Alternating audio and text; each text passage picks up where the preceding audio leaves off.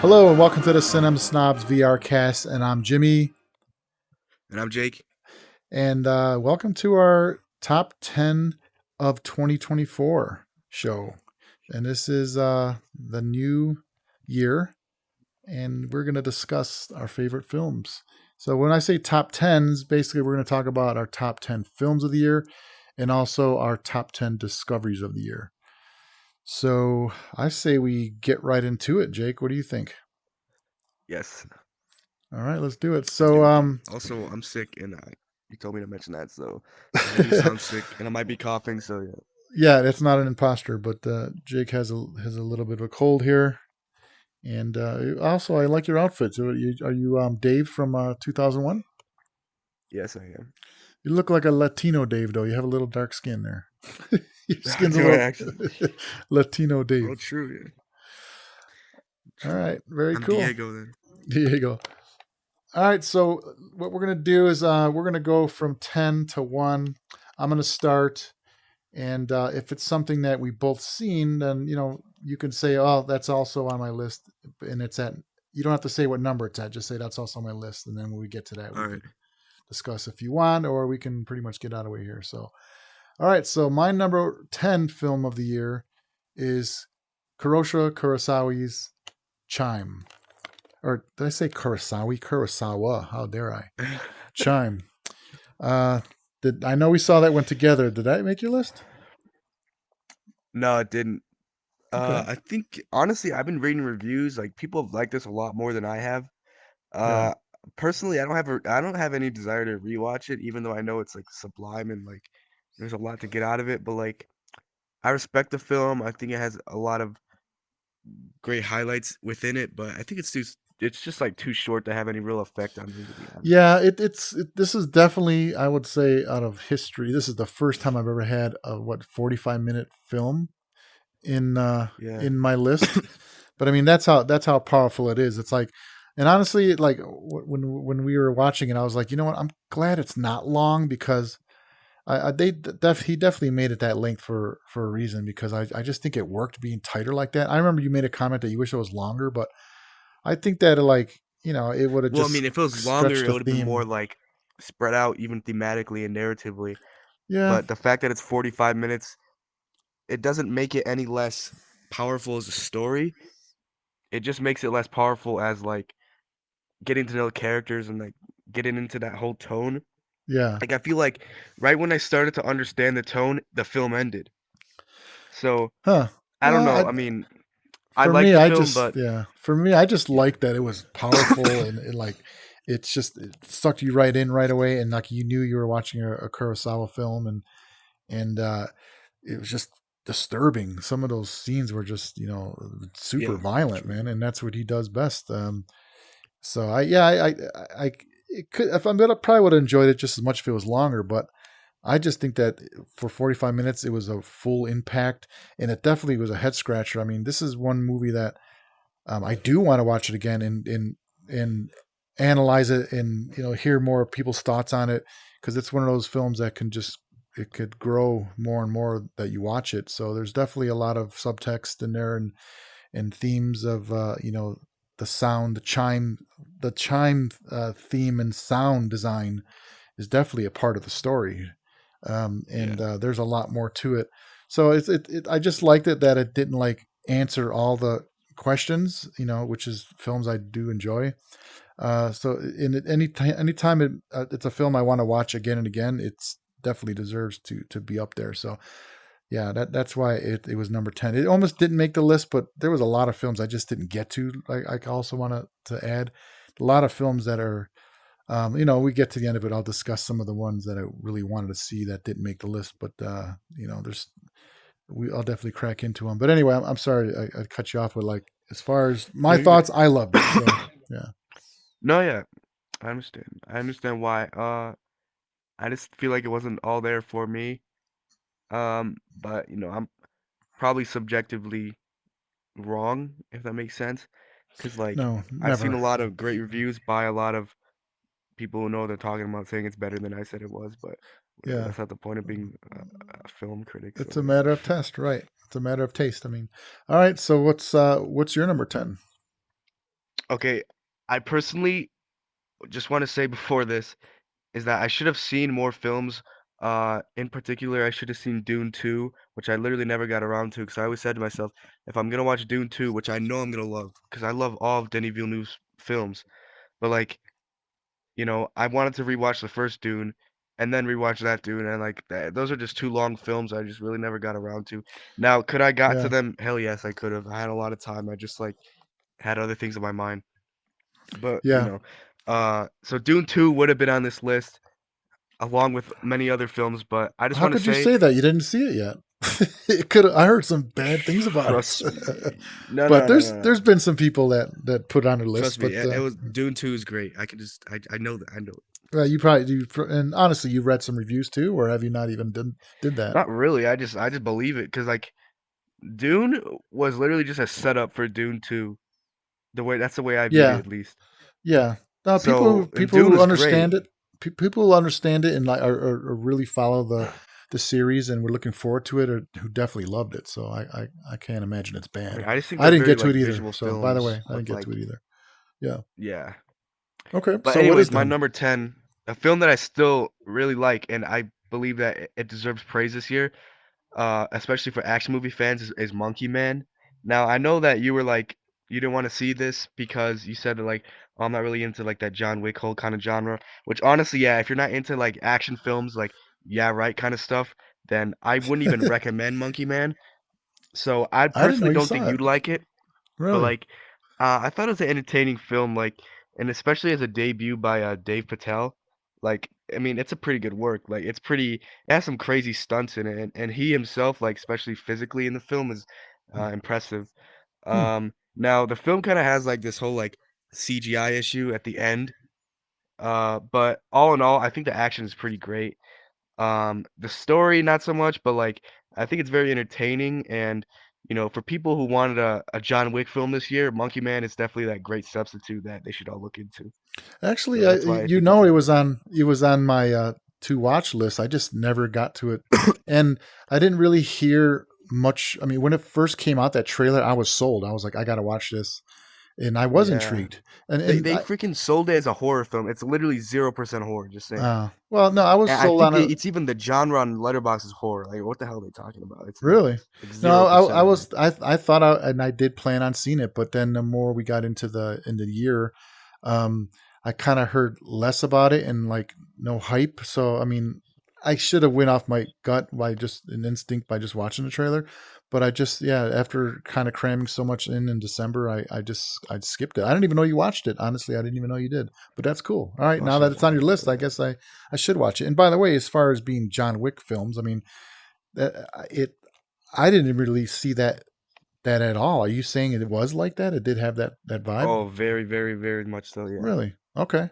Well, maybe it'll change my mind then because it's not that I don't like John Wick films. I just don't really care for um, celebrities in celebrity actors in genre. Like I don't know. This That one it doesn't really have that many celebrity actors. Only then like again, some of my on my yeah, no list, one really I'm gonna big. eat that word right there. But anyway, well, I guess it just depends.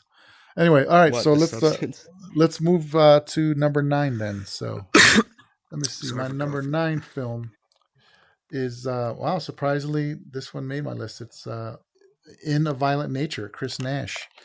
Mm. Um, horror film. Well, there's a lot of horror on my list because I watch a lot of horror, and I definitely wanted to make time to get a lot of those in. But I loved In a Violent Nature. You never did get around to seeing that one, huh? No, Well, I mean, no, but I heard great things though.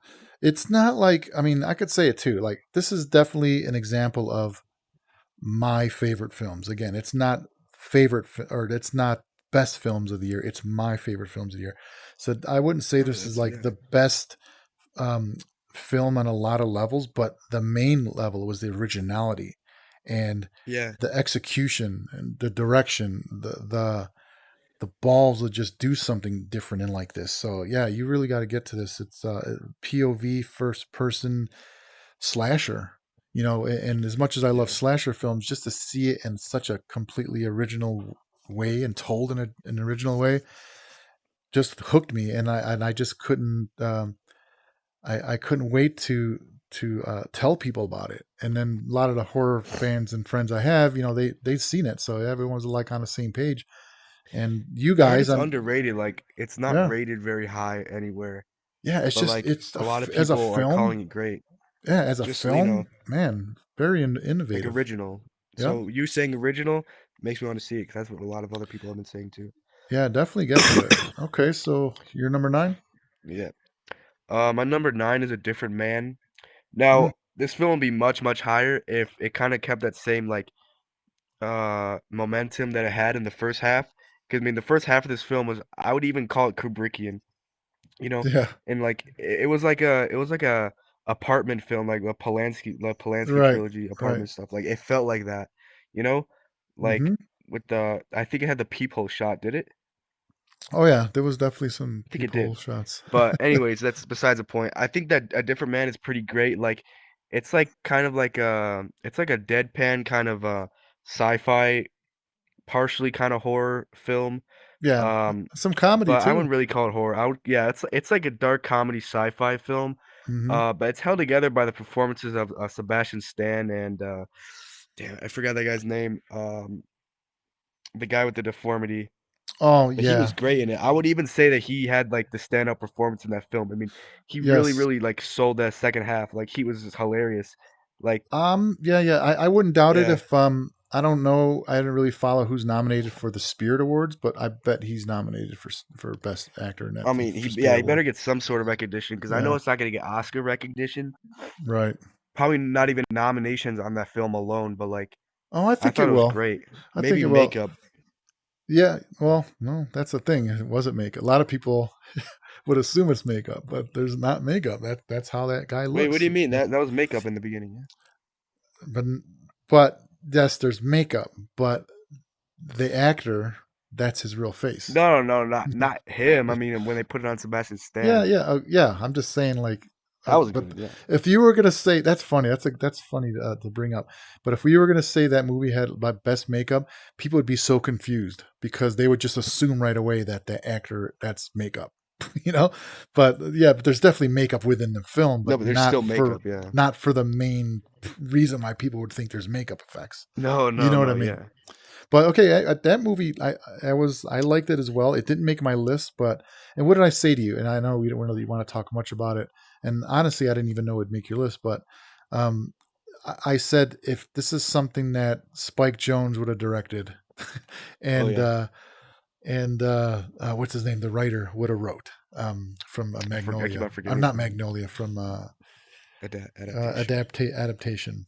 Charlie Kaufman Yeah. would have wrote, Yeah, yeah, and Kaufman. and not this, but so knowing that, it's just like to me, it just seemed a little like this has been done before, um, as far as the oddness and strangeness of the story and execution. It seemed like it was very inspired from a Spike Jones Kaufman kind of film, which is Yeah. not. It was done really well, but that's kind of why it didn't stand out as it really hit me.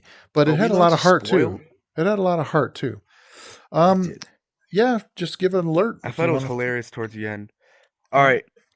This spoiler is my alert. Yeah, only thing about the film, which isn't a flaw in itself, but I'm just surprised it didn't go there, which in a way is a compliment to the writer because it wasn't predictable at all. But like I'm just so surprised that Sebastian Stan's character never in the film revealed that, hey, by the way, I'm this guy that you're making the play about. Like, how did he never go to that? The fact that the screenplay never had to go towards that is just kind yeah. of surprising. Now, should it went that way, like realistically, and like a Hollywood kind of screenplay, it 100% would have went there. Yes, those are But the some fact that it holes. didn't makes me Yeah, respect it. yeah. Well, I really enjoyed it too, and honestly, it would have been on my list if I didn't see a lot of other stuff, that kicked it off. Because it No, definitely yeah, was of in course. the way I compile my list. I basically make like a top 30, 40, whatever, and then I just kind of squeeze things and push things around and delete them and drop them off, and that was definitely Yeah, on there. It was in the running. Let me just say. And Sebastian Stan, what an amazing year! Another film that almost made my list that was pretty close was The Apprentice, which yeah. he was amazing in that film. Yeah, Sebastian Stan is Hmm. like becoming one of my favorite actors really quickly. And I first saw him in the Pamela Anderson Tommy Lee film. He played Tommy Lee, which Yeah, you know that was he was in so like Captain yeah. America. He played like Bucky, if you know what that character is, No, I his didn't even friend. know that. See, I'm sure he had an Yeah, he earlier was like in start, the but Marvel films beforehand. wow, I see. I didn't know that, but I just know he stood out Yeah, in. he's also in Black Swan. Oh my gosh, I didn't recognize it. He was the Don't tell me guy he's one that of the. Nina was talking to in the bar. He was a ballet dancer then. No, no, no, no. He was just one of He the was guys that Nina was talking to when she got high on the oh in drugs the in the club. bar. He had a small Okay, scene, okay, but that's like yeah, funny. that's him. Cool. Good eye. Good eye. All right, so where are we at? We're on. That was your number 9. So we're gonna go to my Yeah. number 8. My number 8 again is another horror film that just made its way into my favorite films, which is Immaculate, the Yeah. nunsploitation film. You never got around to that one, huh? Yeah, no. Immaculate. So Immaculate was I did yeah, honestly I didn't even I should have went to the theater to see this. I should have got sold on the trailer. I should have listened to all the Fangoria and all the horror fans and all the people on the socials talking about this film. But that's why I didn't go see it. It just seemed like it was overhyped. It seemed like it was over marketed to be like this like genre film, Actual from a good big film, yeah. star. Yeah, and it just so it and that's my favorite things too. Like like Italian style inspired horror movies, religious horror, uh, the, Yeah. all these elements. But I didn't care to see it. But I finally just after hearing so many people talk about it and putting it on their list, I was like, you know what? And all the things I'm hearing about it, I was like, I need to see this. It sounds right up my alley. And after I watched it, it freaking amazed me how cool it was. It was just so right on in a throwback and a love letter to nunsploitation, exploitation, Yeah. Italian horror films. And like, this is everything Severin, you know, boasts about it I should check it and out puts it because out. It's crazy. I know It you was, I loved loved it. it, but like I just never thought about watching it for some reason. Yeah, that's what I'm Like saying. I would Like, pass it by. but the number one thing that So made me love it was just like how extreme it got. Like when it got bloody, it got bloody. When it got violent, it got violent. It was like no holds barred. It was definitely from an angry guy who's not very much Catholic. I could tell you that. Like he was just like so. It was like yes. Remember Benedetta? It was yeah. like as shocking as that, but not in an erotic way, but more of a horrific. So yeah, I really loved it. And to top it off, The when only I thing I heard, remember about Benedetta is freaking erotic and oh yeah, suicide. that's That's it. exactly. So like, but the one thing that really took it over for me is when they played a cue and from the soundtrack of a Giallo, The Red Queen Kills 7 Times, and by Bruno Nicolai, Oh the really? theme. And when I heard Nikolai in a Hollywood film, I was like, oh my God, we've come full circle. So that really took it over for me. And then it had one of the most amazing endings, uh, closing scene that was a tribute to, let's say, a tribute to the Possession, the subway scene in Possession. Oh So really? Oh, yes, that's cool. in a way, Okay, I in gotta its check own this out original then. way. Yeah. All right. So that was my number 8. What's your number 8? My number eight. I mean, this is basically a part two of a documentary, which is it's called Grounded Two, which it's a documentary for the making of Last of Us Two. Huh. Now, why did it come out this year? Who the hell knows? Because the game came out like a few years ago, Last of Us Two. Now, when we talk about Last of Us Two, this is a video game that I truly just love. Like, and I mean it. Like, there are some five-star films that I would say aren't as good as Last of Us Two. And this the funny thing too is because I think that film is the highest form of art, but Last of Us 2 really, really makes it up there because this is a game that really, really like it actually imprisons me. Like if once I start it, I have to finish it. Like I get obsessed. It's Hmm. crazy. And the fact that a lot of people hated on this game and gave death threats to the creators and stuff Really? and just like said that it ruined the franchise, just like I'm like, dude, what? It's literally the best video So game. wait, It's the best back up. narrative video game of all time, So it's a I think. documentary about a video game. About the About making of. It's just wow, like, how the I never creators even heard of talking it. about it, all the backlash and like Yeah, was just this like actually how a hard it film? is to make the game. It's crazy. Yeah, it's a Was this documentary, yeah. okay? So it was released as a film. It was not necessarily like an extra on a. No, on no, a no. It's a DVD or documentary. something? It's a full Huh. feature. Yeah, it's like 2 hours. Wow. Now, did this get involved at all or talk about the show in any way? The No. TV Oh show? wait, yeah, it did. It did say like, oh, this sparked a show and all that. Which like, Hmm. I watched parts of the show. I'm gonna be honest. I didn't give it a chance full on, but like, God, I can't stand TV show acting, man. Like even Pedro Pascal. Like, I Yeah, think he's we an all right tried. actor. Like, this guy's pretty good, but like, dude, there's something Remember? about TV show acting that's Yeah. just like, guys, just shut the hell up. Remember how Like excited we make it a were? damn film. We You know? wanted to watch it. We were actually we gave it a chance, and yeah, I just never. I gave Yeah, it a I think I chance, watched but deep down, I two knew that. episodes. Yeah, Yeah, I knew that it was not gonna do justice to the stuff to the. and that's the And thing. plus, like, You kind of went in hating it. Like I remember that you went in like not even wanting to try it. Like you and your but brothers. like, but like, I go in hating a lot of things. Yeah, You know, like, yeah, but like, if it's good, it's good. I always give credit to good things, but I'm so sick and tired of this, like, everything's a mini series now, everything's a show because it does better yeah. ratings-wise and stuff. They can just throw it on Netflix and it's there forever, and, like, the youth love freaking shows and stuff. I mean, why do you think young people watch anime? Do you think they watch it because it's interesting because they love it? No, it's because it's in a TV show format. It's 30 minutes each. When it's 30 minutes each, you can watch 1 episode, then watch the next episode. It doesn't feel like 2 hours when you watch 4 of them. It feels like 30 minutes plus 30 minutes plus it's just like it makes so much sense why TV shows are successful Really. opposed to films. Like Hmm. just make a 4-hour film. Who the hell cares? Because it's not gonna make money. That's why they don't do it. All right. Well, I mean, I'm a fan of the game. I remember Last of Us One, and I was like, wow, this is definitely some Dawn of the Dead or Resident Evil at least throwback Yeah. stuff. You know, with but to modernize it a bit and had a touching story and the whole thing. So I Yeah. can imagine that all the success that those guys um, got from the game and then the show and everything is Well, worth a also the hate documentary. So because that's like cool. Well, yeah, also that's the part of hate. it. You know, you made it when you got haters too. So Well, they yeah, had but that. like it's like a what do you call it? It's like an anti-Semitic hate. It's like a Oh, homophobic really? hate because the game had like lesbian themes, which like Oh, I yeah. mean That was a. lesbian themes. Like I don't even care like that. I was into the love story. Not gonna lie. Um, but then like Mhm. because the creator was Jewish, people like they hated the game, so then like automatically just started to make it seem like oh like I hate this guy like then saying like a bunch of stuff about him being Jewish and stuff. Oh, jeez. Like Well, it that's. just like it got and also it was during the whole like you know when there's so much like racial tension during the pandemic and stuff. Like it was a bad time. Hmm. Well, that documentary sounds interesting then because that's really a It shame is. that the hate had to get involved in this successful Yeah. game, and But that's actually a anyone shame. with a Okay. brain likes Last of Us 2.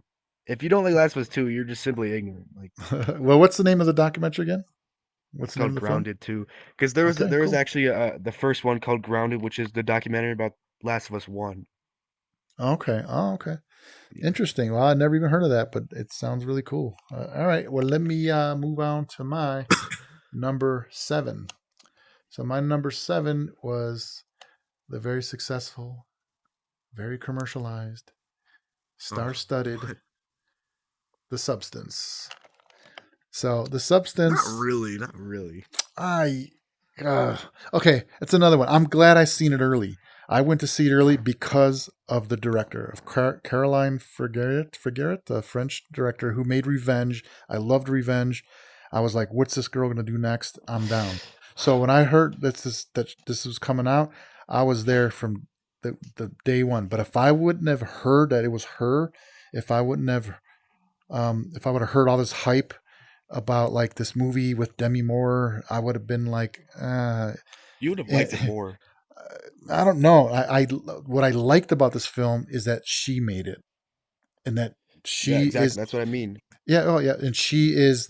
Well, I wouldn't. I don't like. If I would have just saw this, I would have said, "Who's this director a Black Mirror director, you know, like trying to bring in this French style, and but it just made sense that she made this, and I'm so happy that she made this, and I'm so happy that she got all this success and fame that's coming to her, and I'm really happy for Demi Moore, and I love that she won. We recently just found out that she won the Golden Globe Best Actress, Yeah. much deserved. So yes, But as far as the story and everything, I loved the theme. I loved everything about it. Um, it's just I thought it got, and this is me saying this, who loves weird movies and body horror and crazy shit. But I just thought it got too wacko, just way too much for where it started. So I don't think it needed No, to yeah. go there. That's just my opinion. I don't think it needed to go there. Like I love Society. I don't know if you know. There's a horror film called Society, which is some of the No. craziest makeup effects you'll ever see, and it was very reminiscent of that style at the end there. With the I'm talking about the Yeah, saggy yeah. boobs and everything. Well, you want to really But fast? You yeah, know what that reminded me of? You know what? hmm I wish we watched that with on the Puzzle Piece together. podcast, the piecing it Oh together. yeah. You want to know why? Because there's literally 100 puzzle pieces. Like Oh you could say The yeah. Shining, you could say 2001 when the Oh whole yeah. like transformation thing, like Right. so much of it was Kubrickian, even the way it was shot. Oh And then yeah. also I want Yep. to say the end was like you seen Dead Alive by Peter Jackson, obviously. Yep.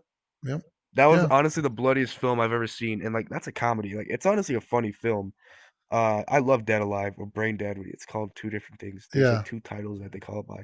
But Right. like that reminded me of the ending reminded me of that. And also, before you continue, I'm sorry.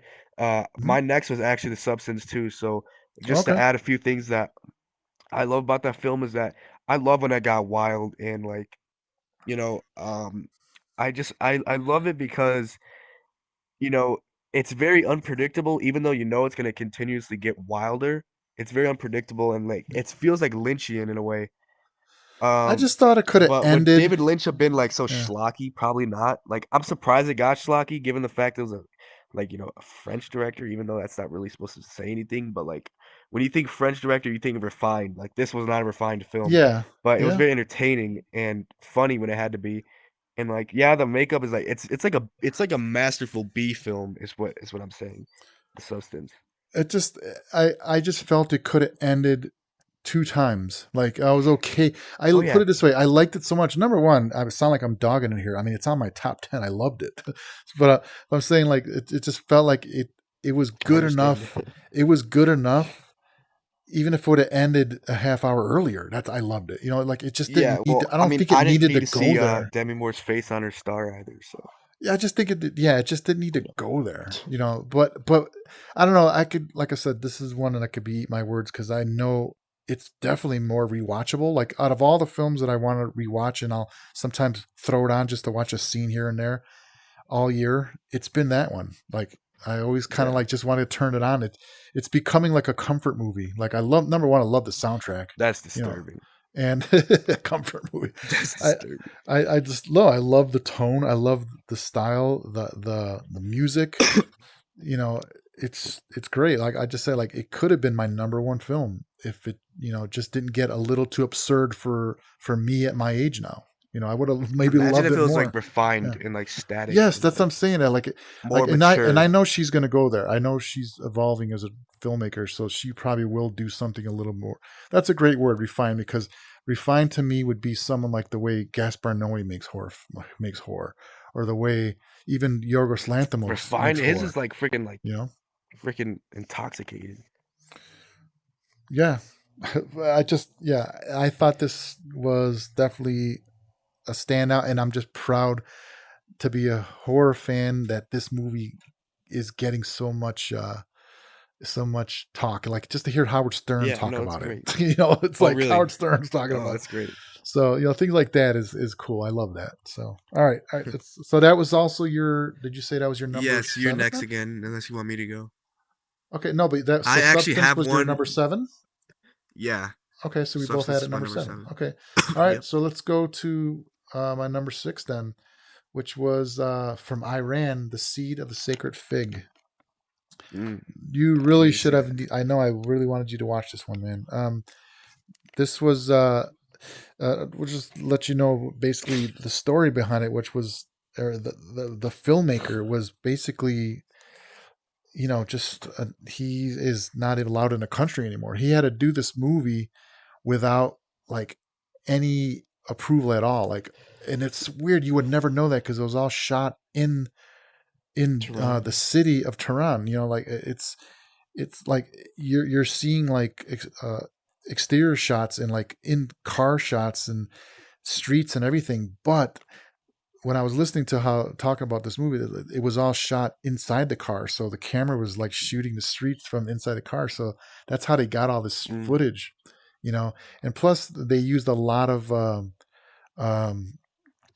stock footage, you know, from actual riots and protests and things like Oh, that. So he inserted a lot of real footage into this. So basically, the story is about a family, about this husband who just got a job as a judge. Like I guess they have several different people who are involved in the judicial system who has to prosecute these people and who are crimes, right? So this was during the whole protest of one of the crimes where a woman was killed because she wasn't wearing her hijab, you know, her hijab that they need to wear in public, women. And yeah. so she, you know, there's a lot of protesting because she was beaten. I think she was killed, and and so this was during that time, and there was just a lot of protesting going on with, you know, women's rights and things like that, which sadly they'll never have. They'll just never get. And so this father, I don't want to go too much into the story, but basically the father has two young daughters, two, you know, 19 and like 16, and obviously they're a little more liberal and a little more, you know, woke, as they say, and they're college students and high school students, and they're hearing about what's going on, and their own father is the one who's prosecuting a lot of these people and putting them in jail or to death for, you know, the dumbest of reasons. And it's just a family drama and thriller. So but which was so great was just the cinematography and the direction. The acting was amazing, and this was definitely something that is going to be a world cinema film that hopefully gets to the Oscars. You know, maybe it'll be I'm sure it their will. their film for the year. Yeah. I'm So sure it will. Yeah. yeah, the seed of the sacred fig. Definitely catch that one. All right. So what was your number 6? My number 6 is actually a shocker, and I know I told you about it, but I know you haven't seen it. Is Piece by Piece. It's like No. not even gonna lie. I wasn't expecting it to be this great, but it truly was, and I'm not even overhyping it just because it like exceeded expectations. Like, no, this is actually a great film. Hmm. It's basically it's a Lego animated film about Pharrell Williams' life. Oh, okay. I did hear about this Like, one. Yeah, you talked it about. sounds I like liked it it. wouldn't be that great, but like it's like an actual really like effective like love letter to music, into like producing, like making music, like truly loving music, having like an artistic drive, and like it's Hmm. about like fame and like and it's also like kind of a historical kind of film, even though it only relates to like early 2000s and 90s at the earliest. But like Wow. I think it's great. Like it gets into like Snoop Dogg's music and Pharrell's music also, and like So is it kind of like a honestly, there bio would have been a piece? lot of like yeah, it's a biopic, but it's Uh, Legos. that's awesome. And That's it would intriguing have as hell. involved Diddy, honestly, but it's so funny because they obviously like dodged out talking about Diddy. Because like when you talk about Pharrell Williams and like producers early 2000s, 90s, like you're gonna talk about Diddy, but they didn't. Like he Wow. would Yeah, he obviously was. so be They involved in worked this. together. Yeah, they worked together. So Hell yeah, they did. that's But crazy. yeah, it was great because and also got into like Daft Punk and all that. It Yeah. was Oh cool. yeah. Like Yeah. honestly, For as a DJ and as someone who loves music, you need to check out Piece by Piece. I didn't even know it was a biopic on him, so that's more intriguing. You know, there's been a lot of really cool biopics with originality, like, you know, remember the Weird Al Yankovic That's movie? definitely Yeah, original. and then Yeah. there's another one coming out. Oh God, I wish I could remember the name, but it's one that I'm looking forward to in 2025. It's shit, I forgot. I can't even remember the singer, but he's like a monkey. Oh A no, it came ape. out already. You know what I'm talking about? It's Then called Better it's Man. yes, Better Man with Robbie Williams. That's it. So like, and Yeah, yeah. that's his biopic. You know, and I just love how they're just doing these films of biopics and stuff with such more I heard originality it's and good. yeah. So I'm really looking forward to it. All right, very cool. So that's Yeah, check pretty. out Piece by I'm Piece, gonna have to seriously. see that. Okay. All right. So let's go to my number 5, which was recently just watched Nosferatu, Robert Eggers. I Wait, hold on. Before you move on, that's actually yeah, my number five too. So we should talk about this like cool. together. Yeah, well, okay. Well, I mean, there's a lot to say, but we can, We since we're seen it both going to together. discuss. Yeah, um, I was expecting a lot, and I got everything I expected, and I was happy with everything I got. Yeah, It's I wouldn't say it's his best film. I still have I to don't say think The so either. Witch No, is his best film, but and the I, Lighthouse. I think The Witch and Lighthouse are better. okay, well, me, The Lighthouse is I liked it, but I think this is my number two from him. Um, Mm. but I love the whole just tone and the style, and of course the shots and the cinematography, and man, it's just like it was what a cool old school throwback to just old horror films and just like old fashioned scares. And there was some, it was German generally Express is really scary. old. It was genuinely scary, this film. I was like, wow, I think so it's too. Yeah. he was going for it, man. And it was pretty. You know what really helped too is that sitting next to some people that like you could tell they were scared. So I loved that. I was feeding off their energy of being scared and like feeling their jump scares and stuff. So yeah, there was definitely some disturbing scenes and moments in the film, and I liked it. So what about you? Yeah. My take on it is like, it's not the greatest Nosferatu um version. Honestly, I love the silent film. Really, I mean, I think it's a masterclass in the history of cinema. Like, it's so influential, but you Yeah, know, it's really old and yeah, it doesn't really hold as much power as it did as it used to. Obviously, I think it's an amazing film, but I want to say Eggers is better just because it's newer and like it really yeah. does a lot technically and all that. Like, obviously, but I'm just trying to explain myself because in no way do I want to like downplay the original Nosferatu because that's like actually like probably a Mount Rushmore and most influential silent But is films it your ever. favorite? Is it your favorite silent Version silent horror silent film? horror. Yeah, Yeah, really. yeah. Okay, because now that we're talking about that, I actually really liked.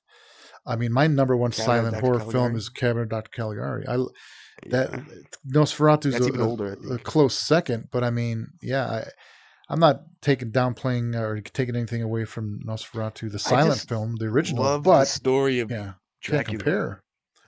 Yeah, I love I, the story of Dracula so much. Like, I think it's probably one of the like, films are being remade all the time, and sometimes it's obnoxious, but every time they tell the story of Thomas Harker or, the real estate agent who tries to sell the house to the vampire, and the vampire comes back to wherever the hell he lives and terrorizes his wife.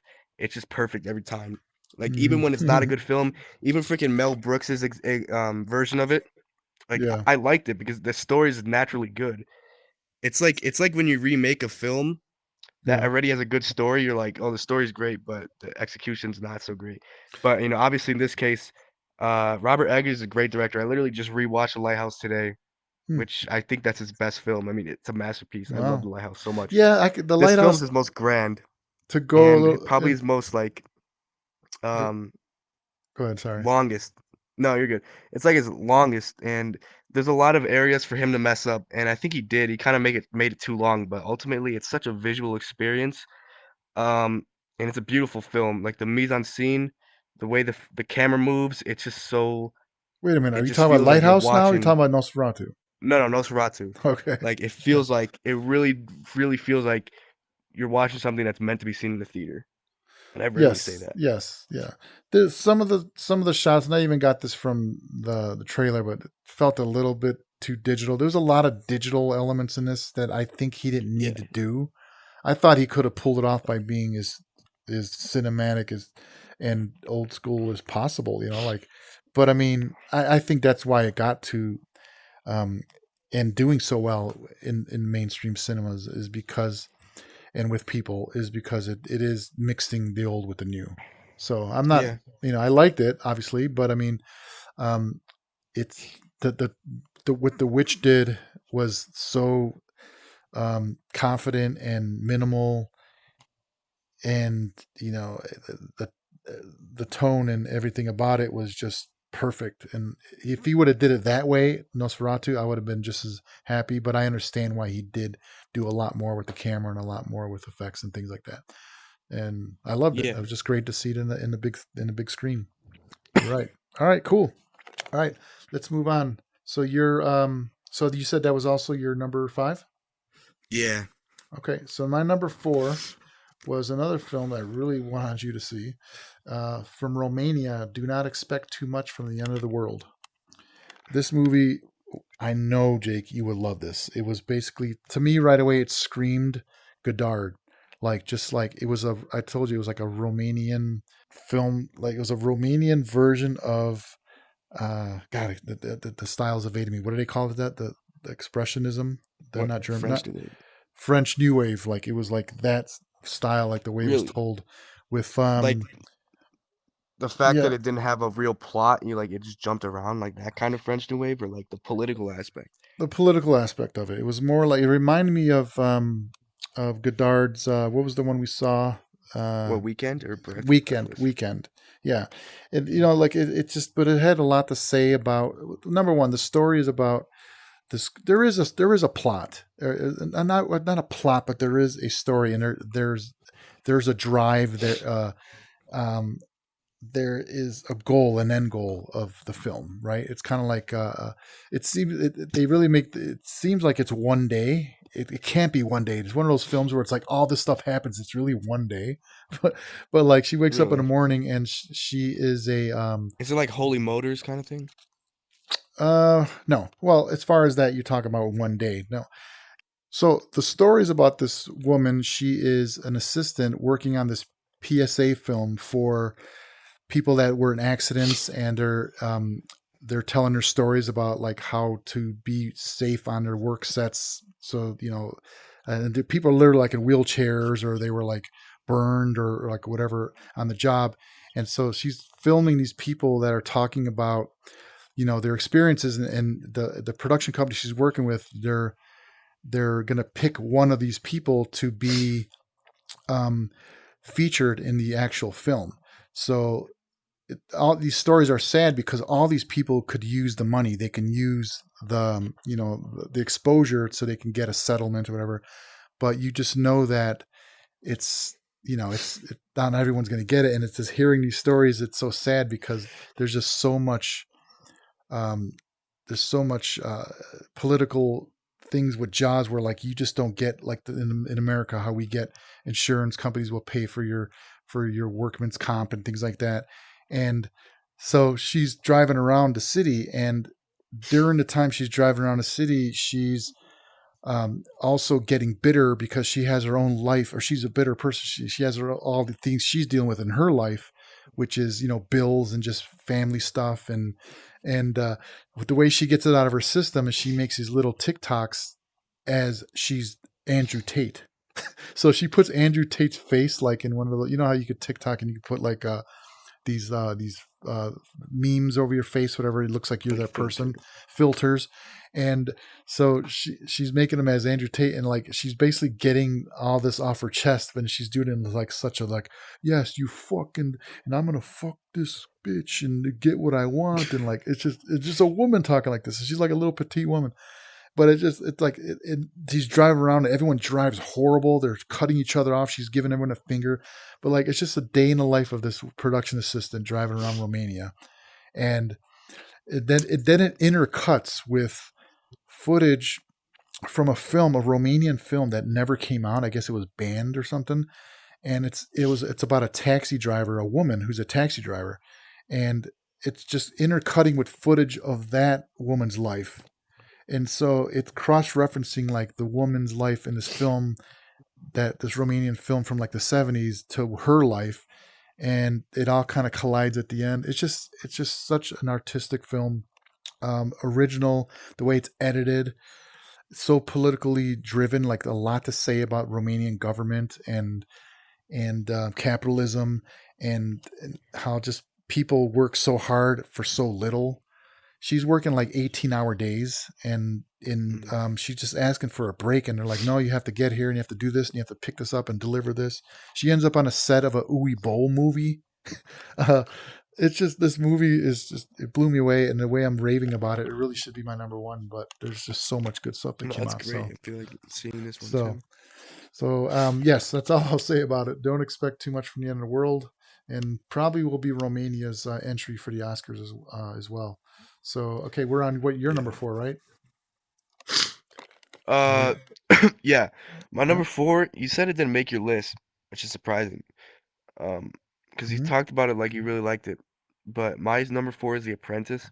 It's a Hmm. film that I watched that I really love biopic films, especially when they're kind of like daring and when they're not like, obviously propaganda, like, hey, you better like this person or you better not like this person. And Yeah, that's the thing about this film too. The Apprentice, it really never asked its viewers to not like Donald Trump because that's the trend. Like, don't like yeah, Donald Trump or like Donald Trump. Like there's always a side for someone to pick when it comes to Donald Trump. Like, you either hate him or love him. This film is neutral. mm-hmm. And it does imply a lot about, okay, this guy's obviously a douchebag, but like, let's be honest, in real life he is. So that's not like, propaganda. That's just the truth. Like, I mean, this guy is like actually just greedy. Yes, Um, and that's what the film captures. I mean, and it really does. It's sympathetic to him in the beginning. Like, he's just this yes, young guy trying to be successful, yeah. I felt but for him. he's Yeah, influenced by the wrong kind of people. right. Um, Yeah, I mean, Donald Trump is honestly, I hate to get political, but I mean, this guy, he's not a good guy, you know? And a lot of people mm-hmm. really, really like just like treat him like he's a saint and like he's Yeah, like the chosen one, like he's a messiah.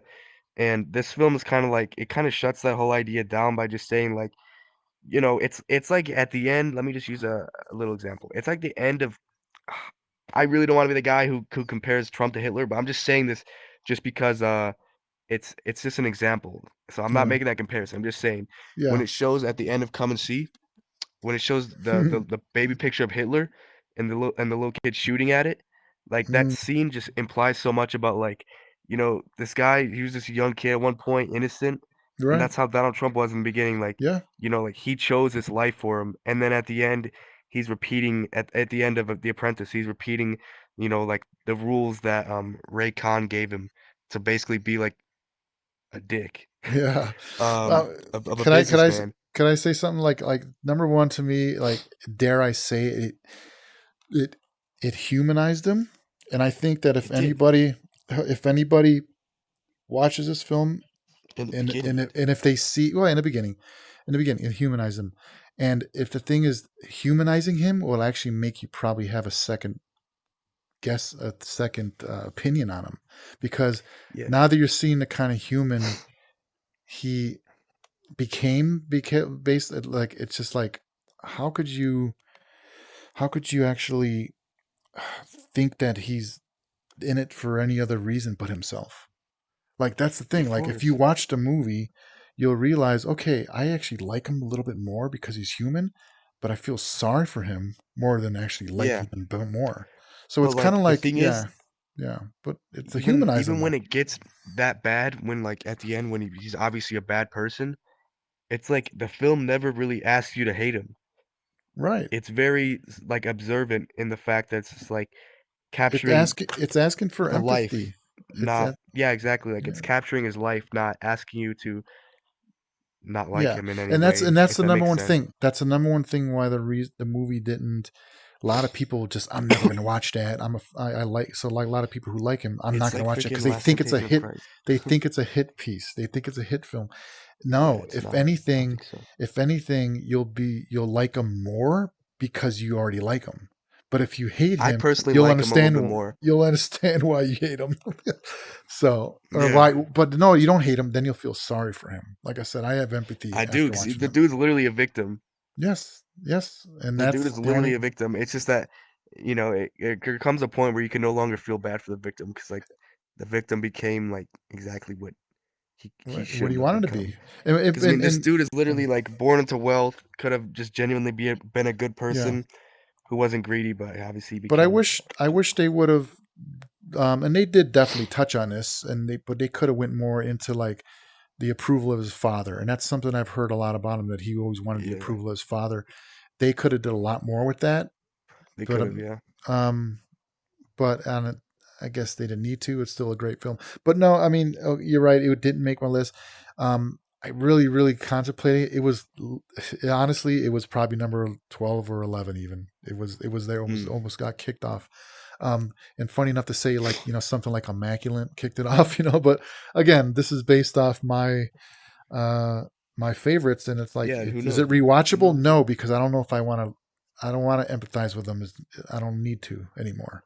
So I don't want to I rewatch mean, it. I just rewatch it because it's But, good. but it's just a great film, and I love the style of New York, and the time, the way it was shot, gritty, and it really felt like 70s. I love how they played music from the 70s and 80s, and it was Yeah. great. It was you're right. It was great. Okay, so that was your four, right?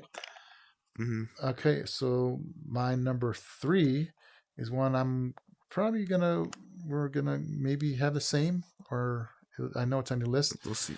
Our man Yorgos Lanthimos, Kinds of Kindness. So I know you probably have a lot to say about this if you can elaborate, but I Yeah, can't this is on my really list say too. too much except I just know that this movie is just perfection, and however he wants to tell a story, and he did it exactly how he wants to do it. Now, do I understand it completely? Does it make complete sense? Does it um just no, and that's why I love it so much. It just, I know there's so much there, and it's just the acting, the performances, Yeah, the daringness, the direction, the tone, I love. I mean, Eyes Wide Shut's one of my favorite Kubrick films, and it definitely gave me those vibes.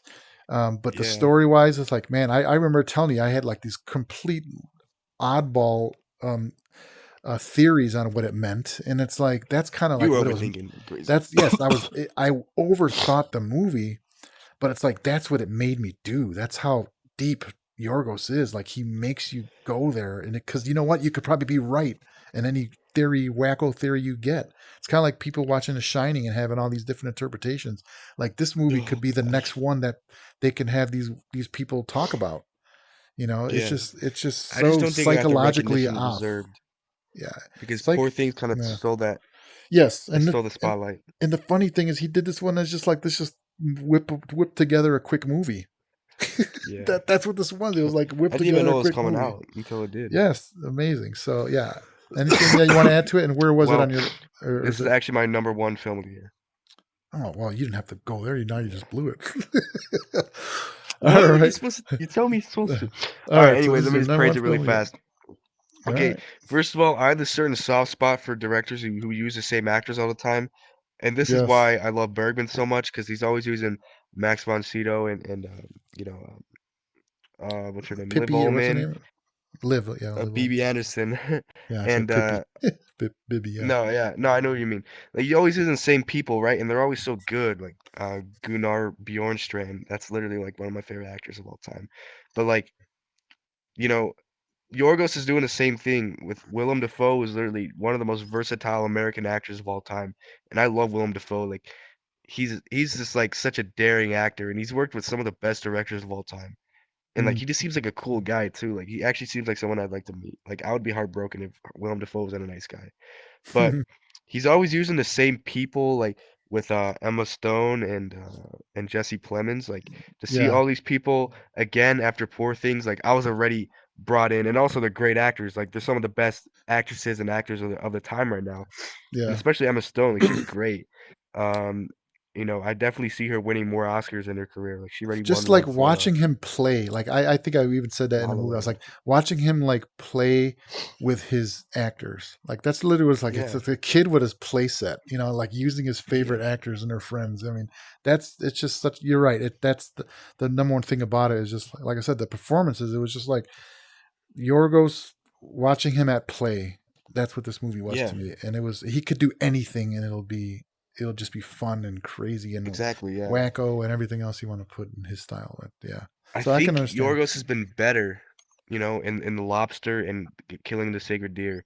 Oh yeah, And I love Killing Sacred Deer. uh yeah, those are I think the only two that are better. But Kinds of Kindness is amazing just because it's like surreal and it's hilarious too. Like I actually genuinely found it funny. And like when it's funny, it's not obnoxious funny. it's like kind of like cleverly like mature, kind of funny. Or other Yeah. times it's just like totally like inappropriate, like making like Yeah. penis jokes and stuff. But like it's Yeah. funny, you know? Yeah. Or like Just it's absurd. He's the king of right. absurdity right now, I Yes. think. Yep. You know what's funny? All this talk about it like really makes you think, man, it should have been because okay, I'll tell you because I'm going to get into my number two film. Um, Yeah, we can just go into that right now. and it's like it's. I was going back and forth, Jake. You would not believe how many times I switched it between three and two on this film. What? But I just like I said, I have to go with my style, which is dark and scary and twisted and deep. Which is? Red Rooms, Pascal Oh yeah, Plante, yeah. Red Rooms. So that's my number two. That would have Yeah. been on here, but I counted that as 2023. Just saying. Oh well, yeah, you're right. It was 2023. I guess it won all its awards and all, but it was released in this country and also America, yeah, widely released in 2024. non festivals and things like that.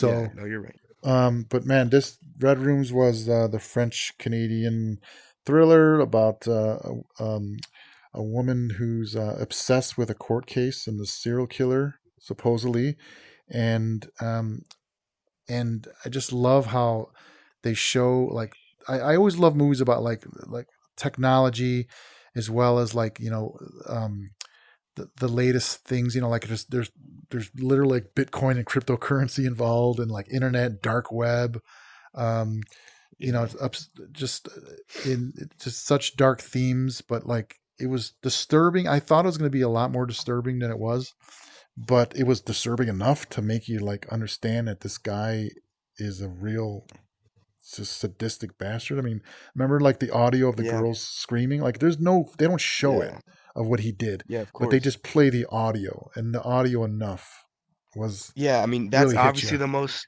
disturbing thing, but I think what was most disturbing, especially since I got into like a true crime kind of a phase this year, and I watched a Ted Right, Bundy documentary, which was like 4 hours. right, But like the fact that he had like actual fangirls in the courtroom, like like sticking up for him just because he was good yeah, looking, kind of like yeah, what's going on with Luigi Mangione. right. But Oh yeah, like, see, it touched on all that stuff, but all that Ted current Bundy's like stuff. actually like a cold-blooded murderer, like like a serial killer, like Right. like Oh yeah, insane. Like this guy was crazy. Um, and one of the most infamous. But I feel like the whole idea of like having the fangirl in the courtroom, Red Rooms used that, and that was disturbing too because it was like people actually think like this, yeah. and I feel like they captured that very well because she was very passionate about loving this guy. Yeah, they touched on all that. They touched on like the girl that she was obsessed with. She was also following this girl hanging out with this girl who's obsessed with the guy. She thinks he was innocent, and is she right? Yeah, Is she wrong? Whatever. And like, so there was so many theories. Remember, we were talking so much during this film just there's because, like, what does it mean? Like, what? I had no idea where it was going, and that's another reason why until the very end. Yeah, it's it's so great. high up there is That was because great format how they did that. kept you thinking, and it was not predictable one bit. And that's to Yeah. me that's high ranking. So, all right, very I cool. think the main character had so much ambiguity, and like I really appreciated that because a lot of films are like that nowadays. I don't think I've ever seen Yep. a film that was able to keep something so secretive until the very end. Like that really Yeah. takes like amazing screenwriting skills. And I usually don't like courtroom stuff, but it was also very intriguing, like just Canadian Oh, courtroom, I love courtroom stuff. like just what was the one we watched from last year? The one from Oh, Anatomy of a Fall. yes, yeah, like just seeing like the way other Yeah, countries deal with the judicial system and stuff. yeah. That's really cool. So that was also intriguing. What would be so boring, maybe just here for another courtroom film, it's cool when you can see, and that's why we like world cinema, right? You learn so much about cultures, and some of that could even just put a star on it right there, which is why I like Well, this America doesn't care unless Romanian. it's like actors like Johnny Depp Yeah, and Amber but Heard. just like the Romanian film I saw and the Iranian films I saw, it's like A lot of that's a courtroom big stuff, huh? reason why some of these movies rank so high and they stand out so much and they're so just goddamn good. So I all didn't get right, into world cinema so much this year, which sucks. so let's go to well My I number guess three. well your I number already yeah, revealed yeah. my one, so I'll just Okay, say that's my three true. then. So what's your three? So I say my three and two. I'll say my two after you say your two. Okay. But my number three is Challengers. For the longest Oh time, yeah. this was my number one of the year until I Yeah. seen my number two and Kinds of Kindness. But like Challengers is so great. Like First of all, uh, I'm blanking on the director's name, but you know him. Oh, Luca Guadagnino. Look, yeah, Guadagnini. Guadagnino, or I don't know how to say his name. Luca G. It's a hard Italian last name. Luca But G. anyways, Suspiria's director. yeah, yeah. Well, I remake. mean, seriously, I'm gonna just say Luca. Luca is he's honestly one of the best directors right now, and I need to see his new film Queer.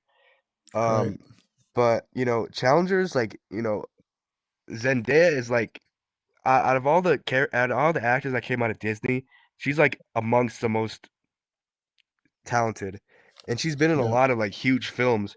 And they're throwing her in Dune, they're throwing her in Spider-Man. Like these are all like big budget films that like everyone is seeing.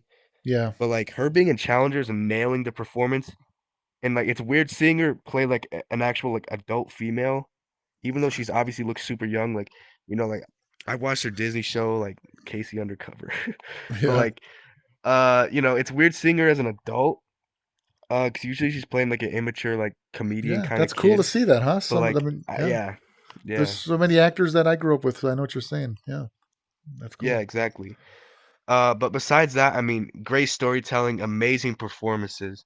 And this is the Raging Bull of tennis. Like Raging Bull is about boxing, whatever, but like it's mainly it's a biopic about Jake LaMotta, right? Like Yeah. it's about like jealousy and like toxic marriage and stuff. But then Challengers is kind of about like a love triangle, but then the backdrop is tennis. And I don't even care about tennis. I don't even know how to play tennis, but like it made me interested in tennis. So like Yeah. the score by Resner Yes. and Ross, I liked it a lot. And I thought it really fit. It's kind of like um, there's a lot of energy in this film, on the tennis court, off the tennis court. Just the tension is so high in this film, Hmm. and I'm not really into like love triangle films so much, but when I see a good one like Challengers, like I'm like a little girl, like I'm like stuck to the screen, like I'm actually like a little like fangirl of these kind of stuff. Like, I'm not even embarrassed to say like if Luca can really make any kind of film interesting, I think. Yeah. No, I'm And glad he's you nailed loved a it lot so of much. genres. Like Yeah. Call Me by Your Name, uh I Hmm. personally think Call Me by Your Name is obviously a gay film, but like Challenger's got some gay undertones.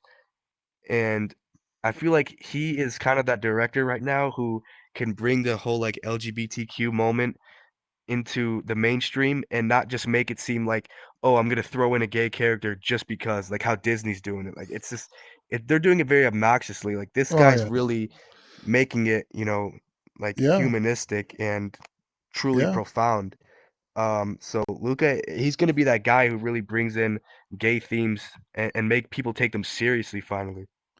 Yeah, and Not that's that why we're Challengers is so gay, but that's why I was so excited about, we didn't get a chance to see it queer, but I mean I know we yeah, will, but because I guess he kind of like peaked. I don't know. He's got like more to go. Maybe that's not the right word, but that's pretty much the whole theme of that film, and like a lot more. I don't know much about it. I guess I'm going off the title, which is stupid, but um, yeah, obviously he's putting himself out there and is not ashamed of it. And I guess Call Me by Your Name, he already did it, um, yeah. No, that but was but yeah, okay. Let me just say that I really really think this movie is amazing. It's a great film.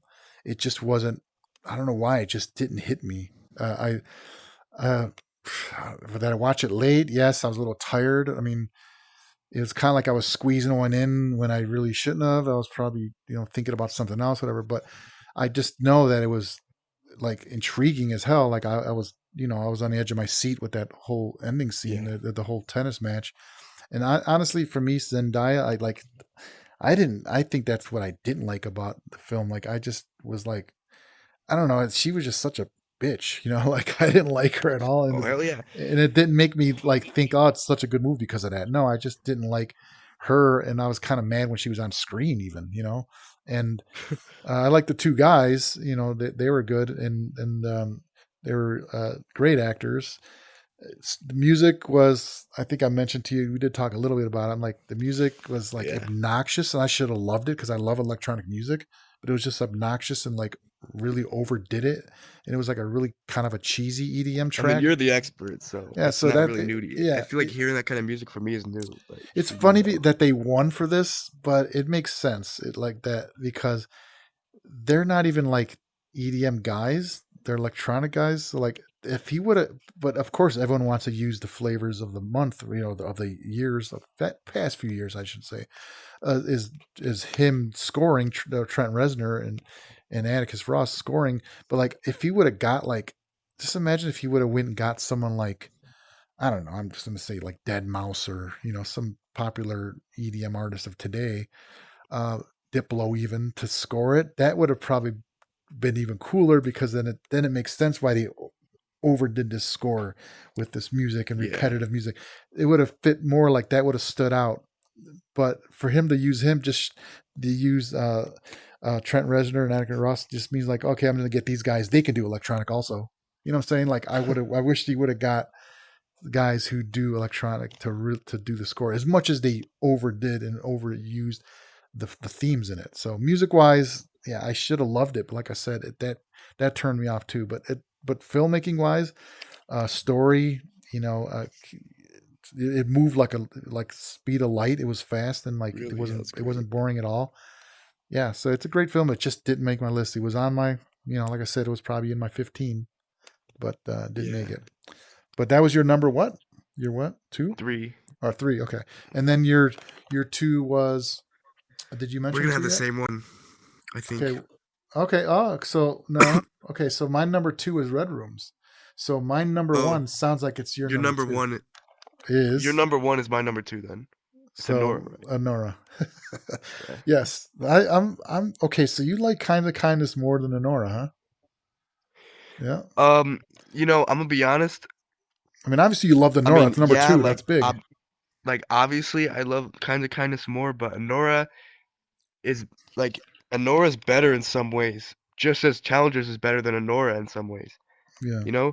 And I feel like Challengers and Anora are like really close. But I just love Sean Baker. I think Yeah. Sean Baker is like Yeah. I've He's said it multiple there. times before, like he is like that modern American neorealism guy. Like he's bringing neorealism back, Yeah. just like Rossellini did in the 40s in Italy. Like you Yep. really feel that like all these characters are so raw. And it's a Yeah. different kind of raw because being raw in the 40s was kind of impossible because like you couldn't be that inappropriate. You couldn't show nudity, you couldn't show like infidelity or something like that. But like Hmm. Sean Baker's not afraid of that. And I feel Yes. like with him you're seeing it more raw than ever. And just like the Florida Project, which is a film like you really need to see. I think Willem Dafoe's character alone in the Florida Project is probably the most realistic character I've ever seen on screen ever. Hmm. Yeah. I didn't. I never finished that film. I remember starting it, and not that I didn't like it, but I just never finished it. But I will. I don't want to talk too much about Florida Project, but I mean, yes, I agree. Yeah. Sean Baker is like quickly becoming just the coolest director, and like I love how he has so much connections to like all genres. Like he's a fan of like Yeah. the absurd and and He's uh, just a movie fan. and just horror and exploitation, and he loves Emmanuel films, and he's a friend of Severin films, and it's just cool that he is where he's at from where he came from.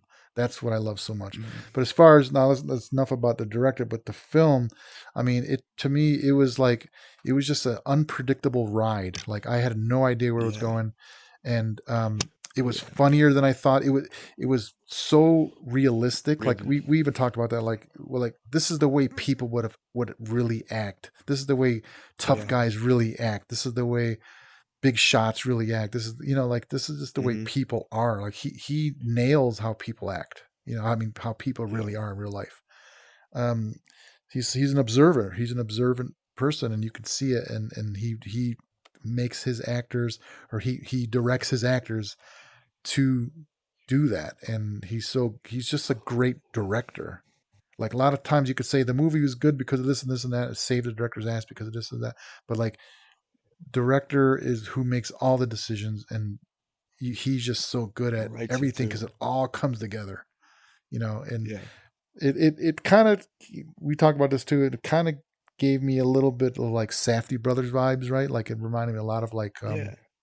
of Yeah, I what's the think one Good with Time is a great Good example, Time? and Yeah, Uncut Gems. yes, They're Uncut like new Gems. realism films, Yes, so like, really.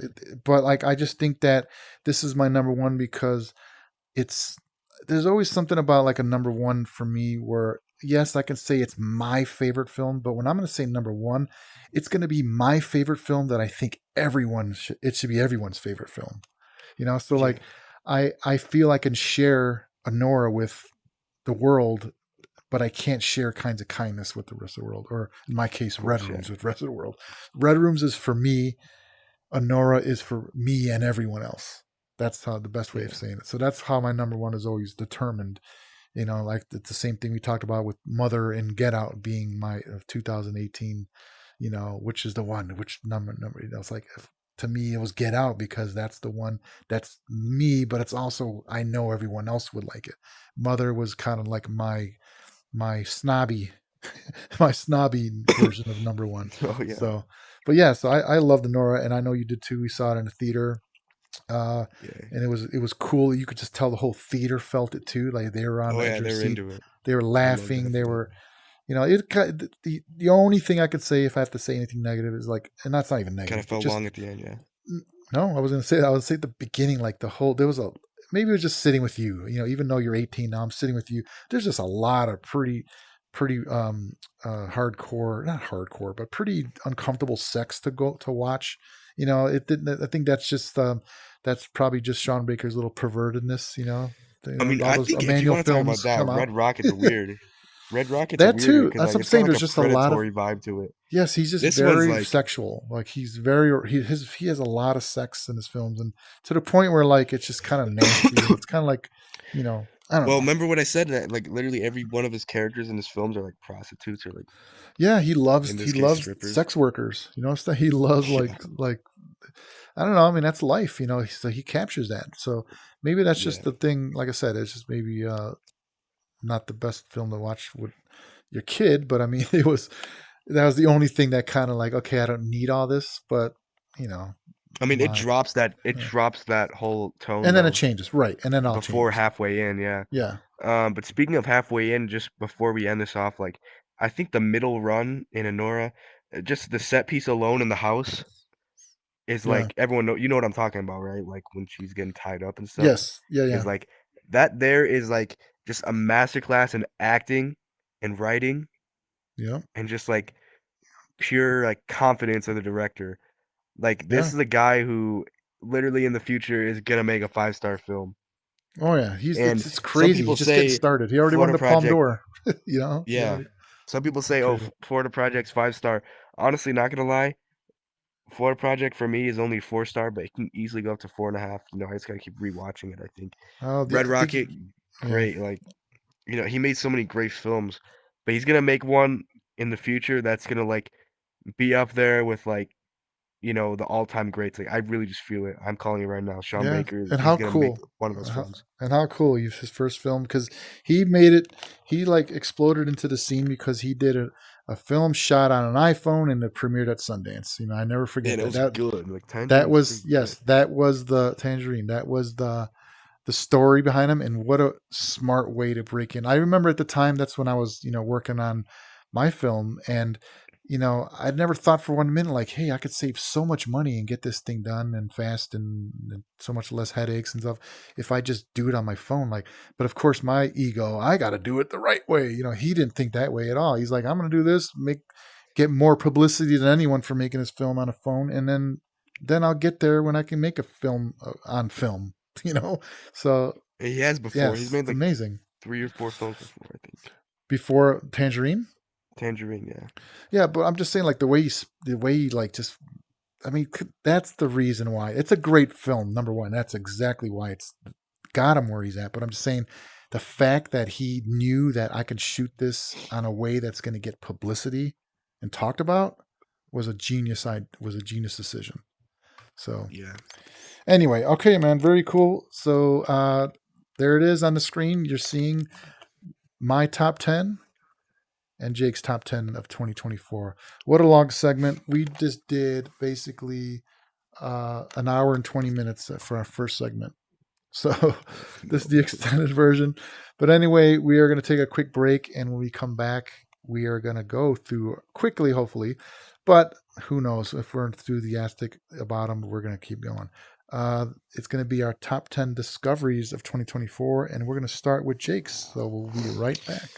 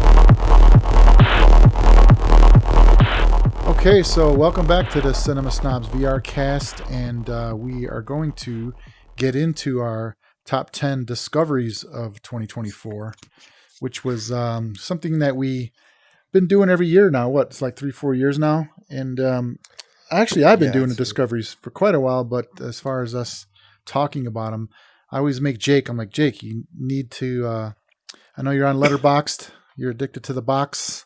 So start listing everything, remembering your top, your discoveries, like something you're watching for the first time. It could be anything, basically from the beginning of time, the beginning of cinema, to 2023, I guess. So yeah. Anything? Okay, so let's just get started. Let's just get into it because this is quite the long show, but it's been fun. So my number 10 of the year is another Kiyoshi Kurosawa, and one we featured on a show, Cure, which you recommended to me. Okay, nice. Yeah, so Cure, I loved it. It was one of those films where I didn't get to it, and it's put it off for so long, and then when that Criterion was screaming at me one day, I just said, let's do it. And then we featured it on the show. I think it was episode 5, maybe. And it was. What was that theme though? It was Detective. You gave me the ninth gate. Yeah. Oh my god, I'm sorry. Oh, you're getting sick as we're going. So thank you for that. That was great. Anything you want to add to that movie? I'm just glad you liked it because like that's a film that I knew that would really appeal to you, especially in that it's like a psychological horror film. Very much so, like very subtle, a lot to that film. It's more than it seems, and there's people who love the film who still to this day don't even understand it entirely, and I don't think you really are supposed to understand it entirely anyways. And I would really love to just like rewatch that film at least like once a year because it's really worth it. Yeah, and then it's very cool that my number 10 film of the year was Kurosawa's his Chime movie. So how Chime, cool it was! It was a perfect setup for that. Okay, so what was your number 10? So my number 10 was a film called Irma Vep, which came out in 1996, if I'm correct. It's a French film, but it stars Maggie Cheung from Hong Kong, who actually acted in a lot of Wong Kar-wai's films. But basically, the premise of the film is weird because she plays herself. She plays herself as a Hong Kong actress who's working in Paris, who is remaking with a really like acclaimed director, the vampires or less vampires. It's called in it's like this influential, really old like 1920s French epic silent film if you ever heard of it. It's got like really powerful imagery, like famous cinema imagery. But like it was released as like a series, I think. It's like I don't know how many hours, but it's a really long film. And what was the name again? Not Irma Vep, the film, but I'm talking about Less Vampires. Right. But yeah, I mean, this film is great because it's kind of about the film industry, and I really love films about films. Oh yeah, And it's kind of just about like how it is being an actor, how it is like remaking a film, like that love for cinema, and it's also a really powerful drama. Uh, and I think that it's got like, you know, it's got that kind of tone that it's very French kind of film is what I mean. Like, um, it's very intelligent and it's poetic and like it's told in a manner that really like makes you think and makes yeah. you wanna, like, really respect what's on the screen and understand it, so And what year was this yeah, one? that's why I love the film. I'm pretty sure it's '96. Oh, okay. All right. Well, very cool. Let's get into my number 9 of the year. Was a film that I don't think you've seen, and I mentioned it to you, but it's Paul Schrader's Hardcore. No. Yeah, that was George C. Scott, and Yeah, yeah, no, I know the it film, yeah. inspired 8 millimeter, and basically about a father who um, finds out his daughter goes missing. She was like a really good girl and living in a small town and somewhere in Illinois, I think it was, and or is it Michigan? I forget exactly. It was a Midwest, and she went to California for like a school trip or something, and then she went missing. Finds out she was doing pornographic films. So it was cool because he went undercover as a porn director to hire, to do a casting so he can find the guy that he recognized in the film that she was in. And yeah, so it's really, really cool, like seedy LA, Hollywood underbelly of the city. And it was also, I think I knew of it, but it came up and really made me want to watch it again when Maxine was, all the rage in the summer. And there was a lot of talk about how it was one of the films also was that was the inspired or style wise for Maxine. So yeah, hardcore Paul Schrader, and Yeah, of course Paul Schrader stuff. So he, great yeah. filmmaker. Right on. So what was your 9? My 9, you're gonna be proud of me because we watched this together, and I know you love this film, but it's Don't Look Now. Oh, sweet. Um, Yeah, that's right. Yeah. yeah, I mean, that film, when I first seen it, well, I only seen it once, but, like, it's just one of the best horror films ever made, I think, and, that, like, Venice atmosphere just, like, really stole the show, like, Yes. Um, I think that it has one of the greatest, like, not really twists so much, but, like, it just has such a good, like, ending. It really sells everything that happened beforehand. And the film, it's very intelligent and it's well edited, like, very, very well edited. That's the one thing I Yeah. remember. Well, I remember a lot of things. But, like, the one thing I praise it so much for is, like, the editing is amazing. And, I mean, Nicholas Roeg is, like, a rogue, or I don't know how to say his I name, think it's Rogue. but Yeah. yeah, but, like, he's a great filmmaker, and I also seen another one of his films with, Mick Jagger called, Performance. I mean, Hmm. I just know that his kind of, his style is, like, it's really edited driven and, like, Yeah. he has such a great style that it's very visual, but at the same time, it also really depends on, like, how it's shot and how it's told, like, it has this sort of personality that's very, like, distinctly him, and I've never seen it by anyone else except for Nicholas Roeg. Yeah. But, Donald Sutherland, like, that opening of the film is obviously amazing. The imagery, the cinematography, everything, it's like, and also, I just remember, like, it really does have a scary tone to it. Like, would I consider Don't Look Now scary ultimately? Not really, but Oh, it it's was one of creepy. Like, it's a really it's. creepy film. Oh yeah, it's definitely I and just he wasn't scared by it, but, number like, one. you know, it's, uh, it's weird is what I mean. Like, it's surreal, Yeah. and I think it's a very effective horror film. Yeah, it definitely goes down in history as one of the best horror films of that era and Oh, yeah, and definitely. of all time actually. And yeah, but yeah, it's when I first saw it, I fell in love with it and I bought it right away. And honestly, I didn't really revisit it. Um, I probably saw it twice in my life, and then and well, three now, and then we watched it together. And another Yeah. Criterion pickup that I'm glad I did. So, all right, very cool. All right, so let's move on to my number 8, which was another movie that we prepped for our Italy trip. It was Federico Oh, Fellini's Roma. okay. Yeah, that Roma was another one in the box set that just never got to. Of course, I love 8.5. I love La Strada and La Dolce Vita, of course, and the heavy hitters. And then we started like really breaking into and some of the other stuff. And Roma was just one that finally got to, and yeah, it was just a great, typical love letter to I'm the gonna take a city. wild guess and say Yeah. that you got more than just one Fellini in there in your discoveries, and I Uh, know what it is. okay, but so yeah, it was my favorite. Uh, Fellini quickly moved into that of all time. So, yep. We also saw Amarcord, and if you're thinking that one, I'm spoiling it now, and that didn't make it, but that's definitely on the list. Oh, really? Yeah, I mean on the lower on the list. So, Okay, if that that's was that cool. was it you were Because I thinking? think that was, yeah, Is that the Even one you were Alone. thinking? Oh my God. I Okay, think no, that's no, what no. it's called. All right, so let's not No, spoil that too film's much, amazing. right? That's my So, favorite one that we've seen so during you're the Fellini run. right. Okay, so then let's get to your number eight. Okay, my number 8 film is it's technically a French film, but it's a Algerian film, even though like how France colonized Algeria, and there's that tension in the war and all that. Well, there's this film. I feel like an idiot for forgetting the director's name, but it's an Italian director, if I'm correct. A film called The Battle of Algiers. I Oh mean, it's a yeah. great film. It's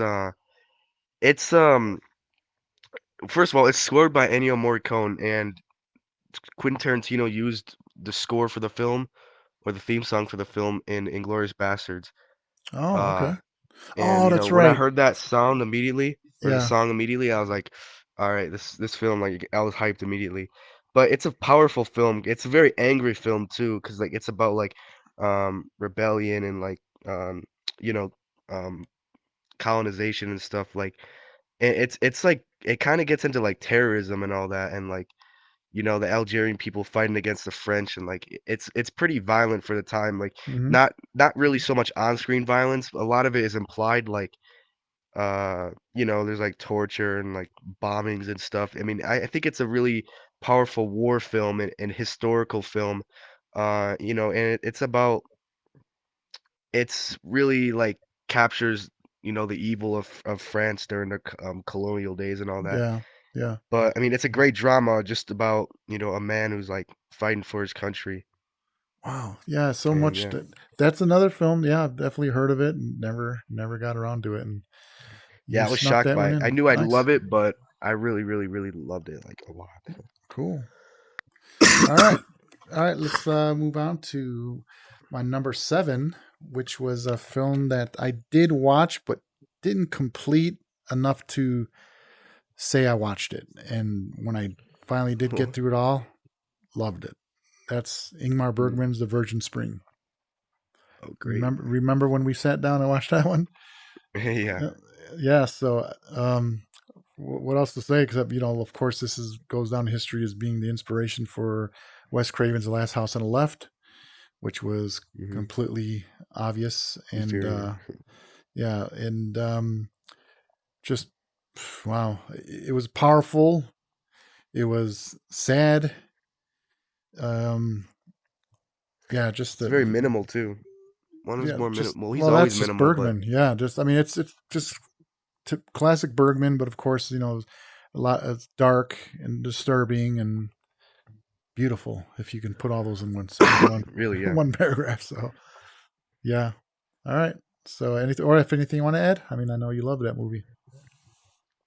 I love The Virgin Spring, really. I think it's a masterpiece, but there are several other Bergman films that I love a lot more. But Yeah. the reason why Virgin Spring stands out so much is because whenever Bergman, you know, steers away from, the thing that he's, captured and explored in his film so much, which is like toxic marriages and like Right. Just um relationships more and like psychological kind of stuff, like with hmm just human to human kind of stuff. But when he makes it about like revenge, he never deals with revenge really. And especially like physical revenge, not just like psychological revenge. But when he deals with like this sort of like physical kind of like conflict story, like it's also in Hour of the Wolf too. Like when you're seeing Bergman deal with like actual dark themes, like horror-esque themes, you're like, hell yeah! Like horror and hmm Bergman is yeah. literally the best combination in cinema, and he's only really done a had couple at of it them. like Yeah. twice, maybe, arguably twice. I mean, realistically once, Well, which is Heart of the Wolf. would you say that God, what's the other one with the ghost or the the demon, the devil in the cape? I can, Seven Oh, Seal. the Seven Seventh Seal? Seal. Wasn't Nah, the that a Seventh little Seal's like a horror? comedy to me. Well, It has comedy. I mean, sorry, it's a horror. It has horror imagery, definitely. yeah. Yeah, but I But a mean lot of it's his films do. Like also The Magician. The Magician's freaking. No one talks about yeah. that film, but that film is pretty scary too, in ways. Well, we can go on and on about Bergman, You can so argue that every Bergman film's scary. and I got a lot more to watch too. So I know that if I would have Yeah. watched like 10 of his films this year, I probably would have had all 10 on this list. So I already Oh know yeah, that. It's I just know to I me, would. I just feel like I don't know. I mean, of course, time is you know beautiful, and you want to make sure to get everything you can in this lifetime. But I mean, I just feel like I'm spreading it out because I have just so much to look forward to, and it really have to be in those certain moods to get into that. So I'm no rush to get it all in, because I feel like I just have a lot to look forward to. Of When I'm course. Yeah. retired, I'm gonna watch them all. I know you did it all at Oh, what I'm sure. 13, 14, 12, 13, 14 years old. You did it. But how old were actually? No, remind me. How old were you when you went through that whole box set? Was that When I first got 14, into 15? films, No, no. Well, Bergman. well, I When you watched got my that first Bergman box set. Bergman when I was 14, but throughout when I was like 15, 16, that's when I watched the most of his films. Yeah. I've been doing more rewatches. There's still more Bergmans for me to watch, but pretty much watched all the notable Well, ones see, now. you're young, so you have plenty of time to do those rewatches, Oh yeah, I'll and finish them. so you can, but I still have some first times. Anyway, let's I move mean, I on. watched 32 of them or 33 of them. It's crazy. Okay, so your number was it 7? Your number All right, 7. yeah. Number seven for me is it's a Belgian film by one of the greatest female directors or just directors in general of all time, who is very distinct in her ability to make films that are extremely slow burn, like very slow burn, and that's Chantal Akerman, a great director, and she did this film called uh, Jean Dielman 23. It's a really long title, and it's all in French, and it's hard to say. Croix du Commerce 1080 Brussels. I mean, this is the kind of film that's like if you like this film, it's so hard to explain why you like it without sounding pretentious because the film's literally just it's like 3.5 hours, I'm pretty sure, and it's literally just a lady doing house chores the whole time. But What? after a while, but just hear me out. After a while, it really becomes such a powerful film. Just in the fact that like this is filmmaking at its finest, even though it's so uneventful to the point where it's eventful, if it makes sense. It really captures the whole idea on how powerful just like habits in daily life could be. Like you just see her doing dishes, you see her like cutting potatoes or something, and then when she drops a potato, that's like the climax in the film. You're like, what the hell? Like it's just You know weird, what, but like it's Jake? so hard to Listen, explain. Like I I just understand. sound stupid. No, no, I understand because what you're talking about. I'm a big music fan and grew up as a DJ on techno music and stuff. But the way you're explaining this film is really the same way you could explain like people who are into real raw techno music. It's like jazz. It's just like the littlest changes. If you really understand it and you Yeah, yeah, dig yeah, it, yeah, yeah. the littlest changes in that journey is felt. Yeah. So I mean that's Mhm. why I mean getting into music, but I mean that's why I think I adapted to cinema, coming from the music world, because it was, to me, it was the same. It was just on a different sensory level. Yeah. But yeah, so I know exactly what you mean. Yeah, you really should write more about that. You the way you watch film and process it is great, and to explain it, I know it's hard to verbalize, but if you can really get that, Yeah, it is, that's yeah. awesome. Yeah, No, cool. I don't know. I don't got like my vocabulary right now is not like in it's not all in stock right now. Like I don't know. Jake, I'm you're usually able to killing me, explain things better. and you're No, half no. my age, less than half my age. It's But crazy. just one last thing I want to add about the film is that I think it has personally I think it has one of the greatest endings of all time. And there's a lot of films with great endings, like a lot. But this film, like I was just shocked. You know, and the 3.5 hours pay off because you're like, wow, like what a Three and not a so half much hours. twist, but like what a great, like way Payoff? to sum up such a story. Yeah. Yeah. Okay. And Say the the title. plot is Say I'll say the title. say the title. Oh It's no, no, no, never mind. John It's the long one. I'll put it or up on the screen. Jean. It's all good. Okay, yeah, yeah, yeah. Okay. No, I'll say it again though, just to pride myself. It's Jean Dielman, 23, Croix du Commerce, 1080 Brussels, and it all takes place in Belgium. Very cool. All right. All right. Well, let me see. What kind of dumb movie do I have compared to that? Actually, No, no, no. no, no, no. Actually, no, I don't. This is a really good one. That a friend of mine, and you were there when you told me about it, really intrigued me, and I had to see it, and it was amazing. And if I would have watched it last year, it would have been on my top 10. But this is Joyland by Siam Sadiq from Pakistan. It's a Pakistani Okay. film, and it was about a man who is looking for a job, and he is the only job he could find, and actually he wants to be a dancer. he he he can't dance, but he wants to be a dancer, and he auditions for a trans woman. Well, at first he doesn't know she's trans, and somehow they have a really good relationship, and it's basically about that he has feelings for her. It's kind of like, to me, it was like The Crying Game. It was like, if you've heard of that film. Um, No. yeah, from the '90s. Popular transgender drama. And love story. Oh, okay, yeah, I But heard of it, yeah. this is a Pakistani version of this. So his family is proud that he's got a job and he's out there and he's working for the family to bring money in. But and he's married.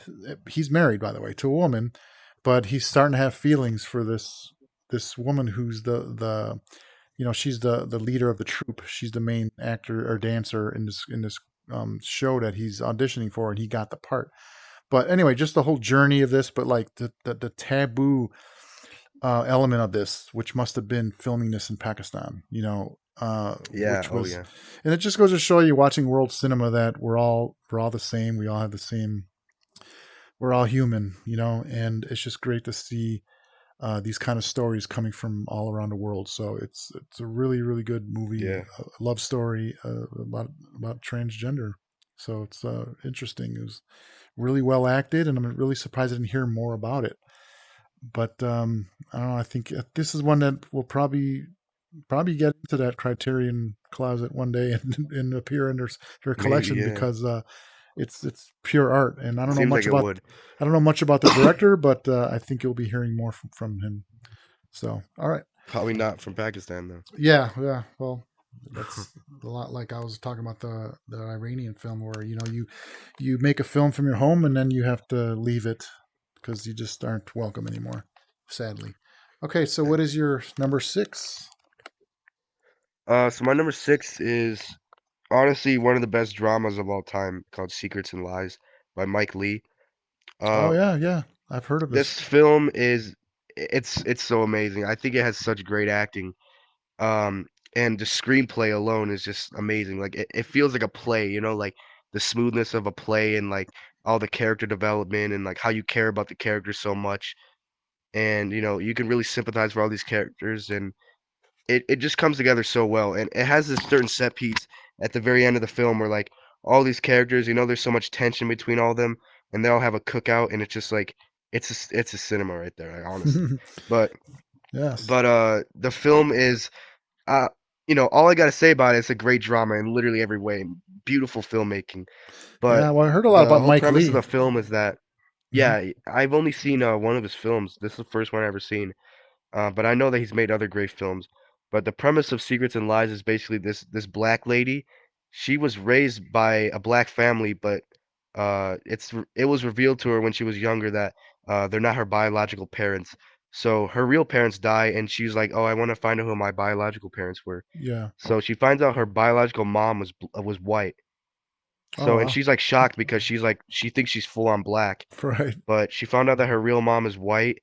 But that's not even really like the whole thing. Like the film is about racism and race in a way, but it's more mainly just about like estranged like siblings and estranged daughters and stuff like that. So that's Yeah. really the powerful thing about the film. Um, but yeah, I mean, it grows on from there, and then it gets into like family drama kind of stuff, and I think it's masterful in every way. Cool. Yeah. Mike Lee. Well, does that open a door for you to watch more of his stuff? Because he has quite the Yeah, filmography, I'm sure. Um, yeah. okay, cool. Okay, so my number five was a film that I finally got around to that was on the All the Haunts BR's box set, which was from Severn Films. And this was The Witch Hammer, the first Czechoslovakian film I've ever seen. And this one just like so totally surprised me. It was when I was watching a lot of witch films and trying to get into a lot of the witchcraft stuff, and it was before we were going to Salem, and this was by far one of the best witch films I've seen. That was still artistically presented and shot and beautifully shot.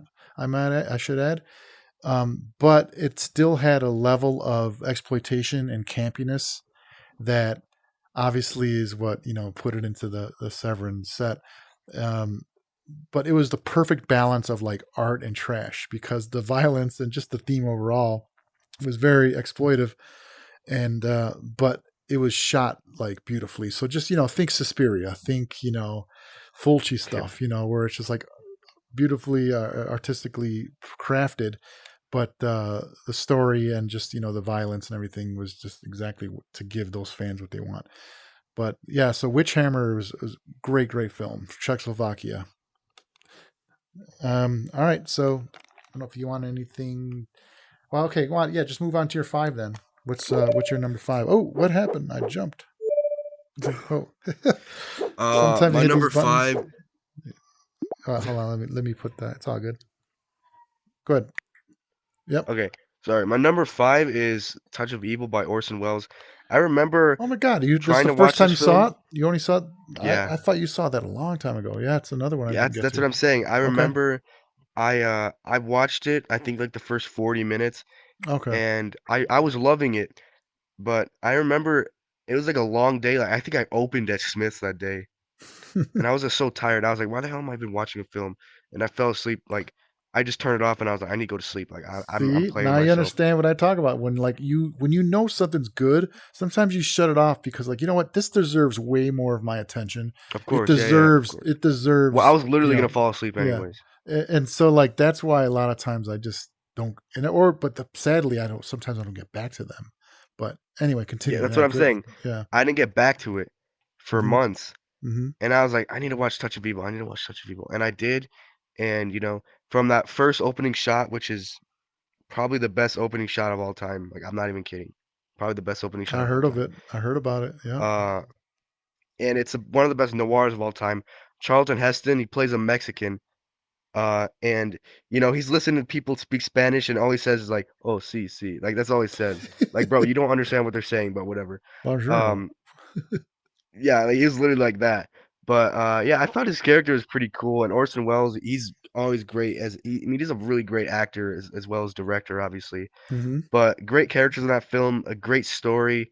I love the whole like Mexico and America border tension, which is like, even though it's not about like immigrants, but like I feel like that kind of whole theme is kind of like very relevant today about the tension, just tension wise, and Yeah. like Americans framing the Mexicans and stuff. Um, but whatever. I mean, I think it's a great noir is what I'm saying. Beautifully shot.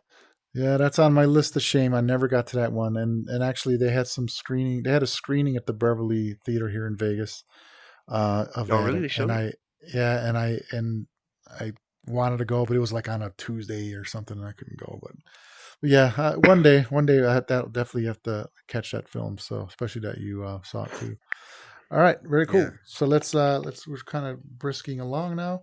So my number four of the year, and yes, that's on this is on my 2024, is because I didn't get to it until January. I think 4th we went to go see it in the theater. But Oh my God, the why? Zone of Interest, Jonathan Oh Glazer, yeah. that was on a lot of people's lists last year. but I didn't count it. Mm, You know, if I seen it in January, I didn't make the cut. It didn't make the cut. Uh, but yeah. yeah, that movie was probably my number one, obviously all year long until some of these that you'll understand why it was knocked down a bit. But still, amazing film. Yeah. I've always freaking loved Under the Skin, and just couldn't wait to Yeah. whatever he was going to do next. Um, Mm, so yeah, that movie was just incredible and perfect tone, perfect. I love the shots, how all the cameras were in the house were set up. Um, yeah. the cinematography, the choices, everything, and of course the theme was dark and sad as hell. The music score, Well, everything. you know how like the whole like observant aspect in that film where like it's just static shots of characters going about Yeah. their life. That's Yeah. literally the tone in Gene Dealman. Oh, okay. So then I would like that. Yeah. Yeah, but Yeah. imagine that for longer and Minimalism. like Yeah. Minimal less filmmaking. eventful, Yeah. like extremely minimal. Yeah, but Right on. just a comparison because I think you should see the film, but expect something very slow. I wasn't expecting something even with a zone of interest. I was like, damn, this is super slow. Yeah, but But it just I but if it's literally just own the the film. tension, I own both films now. you're just I love waiting the for kind of stuff something like that's the thing when it's slow like to that. To me, happen. I don't know Yeah, why people say it's boring when things like that are boring because to me, it's like it just ramps up the tension of what's going to happen. You know something's going to happen. yeah, Now, if there's a lot of films like this, maybe something doesn't happen, then those are disappointing. But I would say yeah, most of the films you do watch that are like that, that have that kind of pacing, do pay off, and that's what yeah, yeah. makes them a masterful. Haneke killed that vibe, and Oh now yeah, Yorgos Lanthimos is right there to follow. he's bringing like absurdity to it though. Right. All right. So what is your five? My four, Are I we think it's four? I'm at four. Yeah, four. Okay, yeah. four. My four is a Powell and Pressburger film called The Red Shoes, and I only watch this Oh because yeah, Scorsese praises it all the time, saying like, "Oh, it's one of my favorite films of all time." So like, all right, I'll check it out. First of all, if you love Technicolor films, The Red Shoes is a must, just because it's so beautiful. yeah. And the cinematographer, I really forgot his name, and it sucks because he's one of the best of all time. His name is Jack something. But I mean, this Mm, guy is like, yeah, you know, just like you know how Black Swan had those whole like twirls in on the yeah. steady cam or whatever. Right, right. Like Red Shoes had that in freaking Oh yeah, 44, I think. oh yeah. Well, I heard Like of I insane. when I was obsessed with Black Swan and watched everything about it. They definitely referenced a Oh lot yeah, of the Red definitely Shoes. referenced that. Hmm. Yeah, and it's also about like obsession with like your own art, and it also becomes kind of a musical. It's a very visual film. The colors are amazing. But it Right. also plays like a tragedy kind of play. But I think it's a great film, and it's Yeah. very influential. For being a film from the 40s, it looks like it's newer, and it feels like it's newer, and it really aged pretty well. Yeah, no, I've seen it, and like I said, it was around the time I watched Black Swan. That's why I had to watch, I had to see it because to see the influence. But cinematography definitely is what stood out. I don't remember much about it, and that's probably telling of. I enjoyed it, but I wouldn't say it was a classic to me. Um, Mm, uh, but it deserves rewatch because it's funny when I watch movies that are like kind of referenced or inspired other films. I'm kind of only watching it for that rather than just kind of yeah, sadly, rather than just watching it for what it is. And all I keep thinking about is like, oh, this is that movie that inspired, this movie, and kind of does. yeah. It's a kind of a disservice to it, but yeah, it'll be a rewatch. Do you have that one? Don't you own that film? No, I don't actually. Oh, okay, I thought you did. All right, well, we'll have to get to it. So my number three was, oh man, there's another one I was kind of tinkering, but could have been two. It wasn't one, but it could have been two at least. Being There, Hal Ashby. Being there, yeah. Loved that movie. Man, it's another one that I just kept hearing about, hearing about. I love Hal Ashby's, Harold and Maude, definitely one of my favorite movies of all time. And of course, heard about this one. There's still a lot more I haven't seen. There's a lot of Hal Ashby I haven't dug into yet, but Being There was one that it was the most intriguing to be my next Hal Ashby film, and came up a lot because Yeah. of a project and a script that I'm getting into right now. Was kind of one of the things of inspiration and references of what I'm doing now. This whole theme of this movie about the useful idiot, or as they Yeah. say, like Forrest Gump, was also had a little bit of that. Useful idiot. But man, yeah, just and then the ending just cannot cannot spoil this on anybody. That ending did not see Yeah. coming at all. It was way more magical and kind of beautiful than I expected. So I Yeah. thought the ending was great. All right.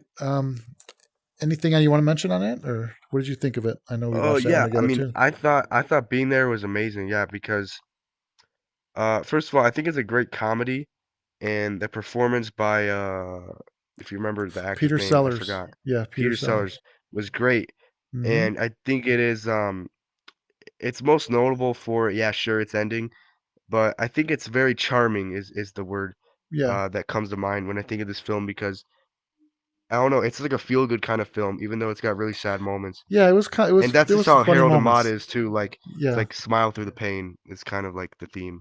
greatly said. Yes, it definitely had a lot of comedy in there, and it's not like laugh out loud, but man, when the lines he would deliver would just like just make you laugh out loud, and then you could go right back into sorrow and sadness Yeah. or whatever it we're going for. Yep, cool. Okay, My three is it's a French Canadian film called Mommy by Xavier Dolan. This wow, never film heard of is this one. very modern.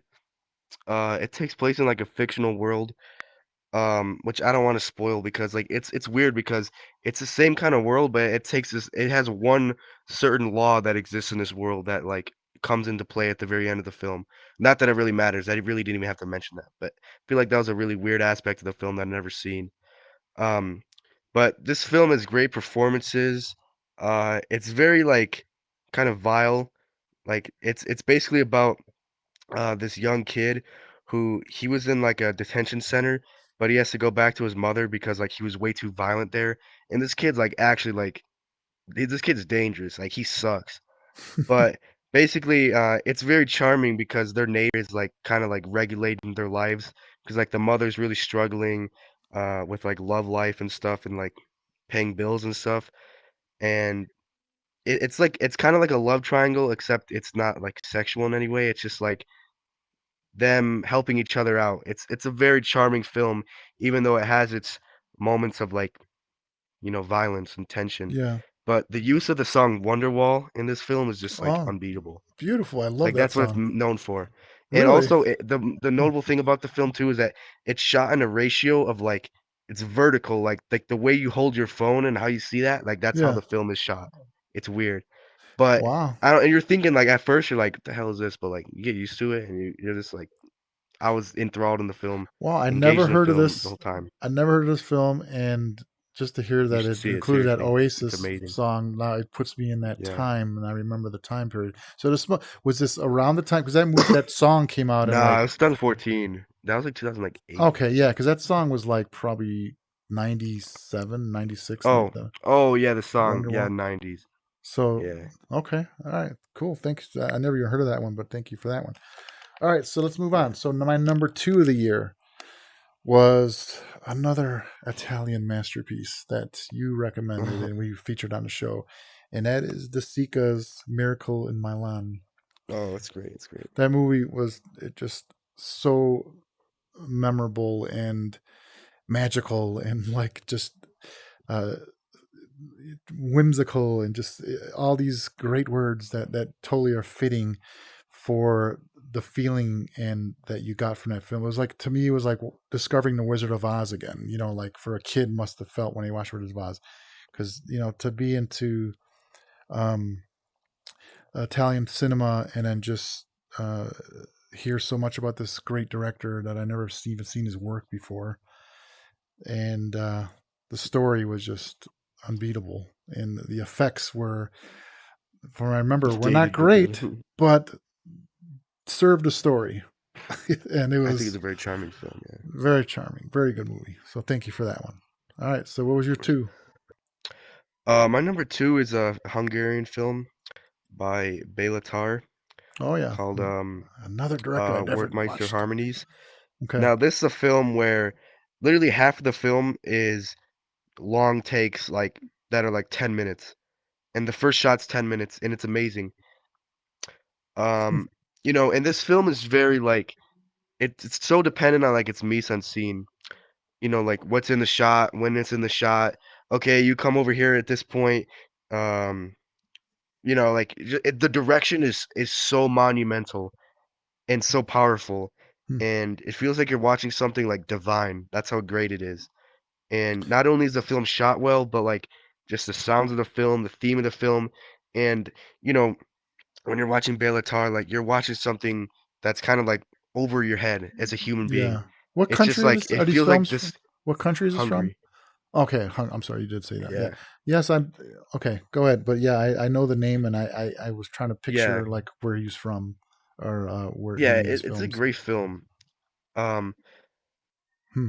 I myself personally don't even understand the film in its entirety, but it has so much to say about like society in general and just like community and like how people gossip Right. and how Was it about people are affected by Hunger? like what's going on. Was it Hungarian like lifestyle? Yeah. Like Hungary? Okay. Okay.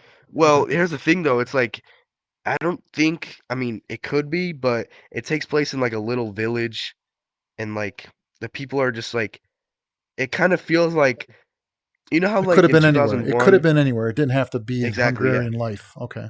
In Okay. 2001, Kubrick tells a story in a kind of manner that says like, "Oh, humans are so inferior to like whatever other powers out there." Like Mm-hmm. that's how Workmeister Harmonies feels. Okay. It's like, yeah, humans are kind of like minute, Yeah. and it's kind of funny to see them run around and like do whatever they do. Well, I know That's how this Bellatar is film one of the feels. great voices in cinema, and so I couldn't imagine it being not being great. So that's another filmmaker I just Yeah, never dived into. But maybe is that a good start? What is that the only one you've seen? it is a great start because all of his other films are like 7 hours. Oh my god! So that's I'm serious. Yeah. but you haven't seen any of those, have you? No, I only seen this one. This one's like Okay. 2 hours. Well, now you got No, see. he did one called like Satin Tango or whatever it's called, but like that film's literally like 8 hours. But it's apparently So really good. he's the I don't know when filmmaker, I'll watch that. the marathon filmmaker. Okay. Right on. All right. Okay, so let's move on to number ones. And can you guess what my number one would be? What movie that Um, I don't say it, but just can you guess? Because do you remember the movie that I just like was like, oh my god, I can't believe I never seen this movie, and I was just like loved it. Another honestly, one, I mean, another one we prepped it could. for Italy. Don't say it. I Okay, don't if you know. don't I know, all probably right, am gonna sound stupid if I don't know, but just go. that's all good. No, just curious because I thought I was kind of vocal about it, like our You cat probably right here. If were. you can hear the cat in the background. Anyway, Yes, you number one can. film of the year was Cinema Paradiso. Oh, okay, yeah. That movie, oh my god, I just I can cry thinking about it. It's just freaking so love letter to cinema and Yeah. everything. And we didn't watch the Rome, extended version, which is better. New Rome, Old Italy, um, comedy, just just that ending scene, the clips, all everything, Yeah. the whole story, the director, the the love story, the home. It was the Fellini connection. Yeah, that just a freaking masterpiece, man. Freaking masterpiece. Yeah, I And need to revisit it. I yes, we loved it, but not as much as you. and I still haven't bought I said I was going to do this too, but got time, but I want to watch the other version cuz we watched the Yeah. theatrical cut, but there's a longer Yeah, you could tell version that of it. it was missing a lot too. And the reason why, I mean, it's not that I didn't want it. I wanted it the next day. I went on Amazon to look for it, and it's out of print. It's hard to find. I mean, they're out there on eBay and stuff, but so I'm just kind of hoping like maybe they'll re-release it or something. And I know there's like an Italian or like a English version, PAL, Mhm. 18 region out there, but which I'll get. But I'm kind of hoping that they do another a release of that, and especially Criterion. I'm surprised it's not on Criterion. but Really, it's not. it's not. No, it's I guess who I don't know the company that owns it, but kind of hoarding it for themselves. But like I said, it's a lot of countries have put it out on Blu-ray.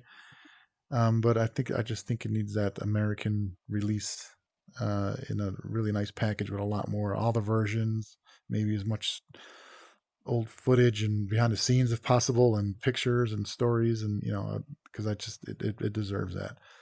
But freaking amazing movie. All right, so your number one of 2024 discoveries, Jake. Um, you probably know, but my number one of the year is John Cassavetes' A Woman Under the Influence, Oh yeah, which yeah, you always talked about it because you seen it and you're like, oh Jake, you should see this because like it's a good film. And I was like, damn, I always wanted to see that. So I'm pretty sure I watched it like 2 weeks later or something. yeah. This film really blew me away, and it got me into John Cassavetes films. And I watched other films of his, like Opening Night, which I also really loved. But Mm-hmm. like, honestly, it's probably a hot take, but I think that John Cassavetes' Shadows is what actually kicked off the American New Wave in a way. Yeah. Oh yeah, he And was. this came out in '59, because like it was a low budget and like wasn't afraid to be kind of like diverse and like talk about themes that a lot of films didn't want to talk about. That to me is what the American New Wave was. And this film, A Woman Under the Influence, is literally the best American New Wave, well, one of them best American New Wave films ever, up there with The Yeah. Graduate and Taxi Driver and all that kind of stuff. Even though whatever Taxi Driver is big budget and really doesn't kind of fall with American New Wave, Mm-hmm. but whatever. It just deals with themes that films were afraid to look into. And Taxi Driver, this is a film that's like violent, but what's even more disturbing to put on screen is like really like unsafe family life and like abusive parents and stuff and like alcoholism and stuff. And that's what A Woman Under the Influence is dealing with. And I think that Gina Rollins gives one of the best performances ever. And I think it's the best female performance of all time. Yeah. I mean, she's Yeah. like actually like so convincingly insane in this film. Yes. And Yeah. Just glued she to also her died character. last year. Yeah, that's right. Yeah, I don't know much about the time when it came out, but man, it must have really it was shocked people shocking. how Yeah, good that performance was. And well, I mean, yeah. I'm not I don't know too much about her, but I know she's done a lot of stuff before and She's stuff married to after. Cassavetes. Oh, I didn't know that either. Okay. Yeah, and their Yeah. son directed. Nick Cassavetes directed Yeah. The Notebook. That's why she acted in it. That's okay. So that was yep. And then of course she played that role and also made a whole nother generation lover. So, but yeah, the Yeah, the woman under influence was, I don't think I loved it as much as you, because it was my first time watching it this year too.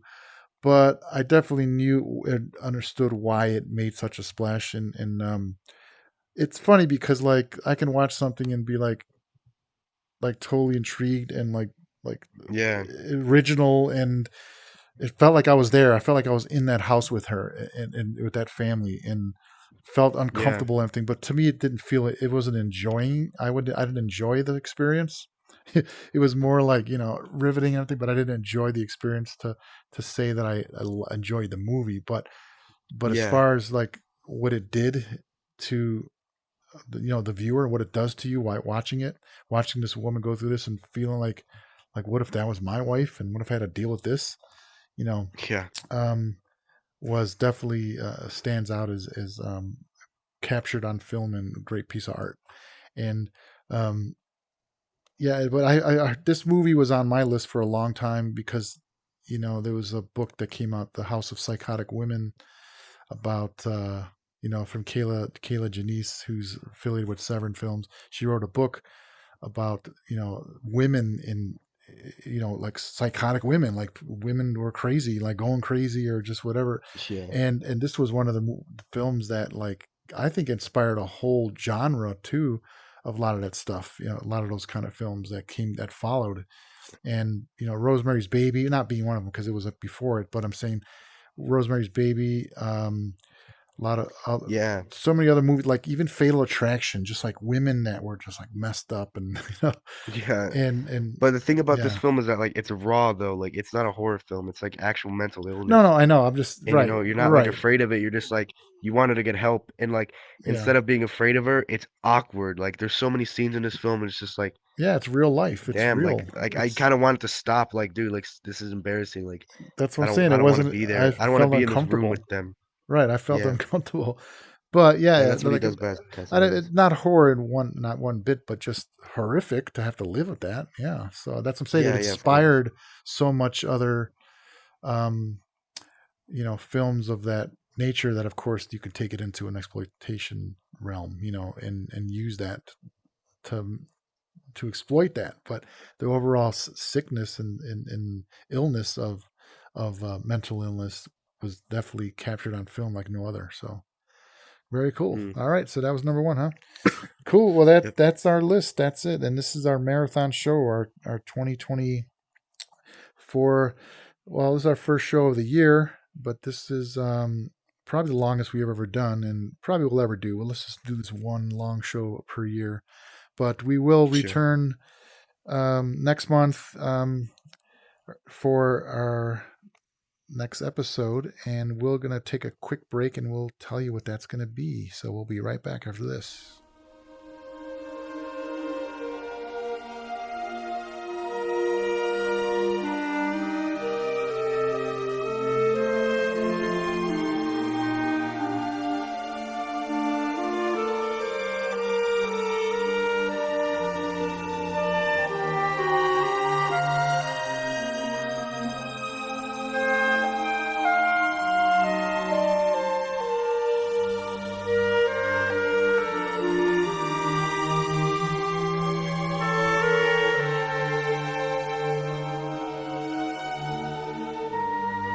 Okay, so welcome back to the Cinema Snobs VR Marathon Cast.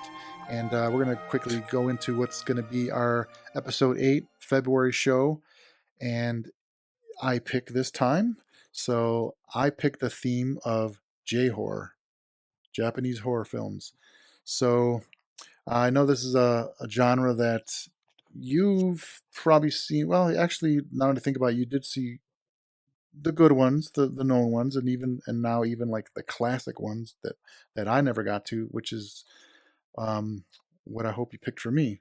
So, and I got one for you that I don't think you've seen. So that's the whole point of the show. So we're gonna do J horror next month, and what I picked for you.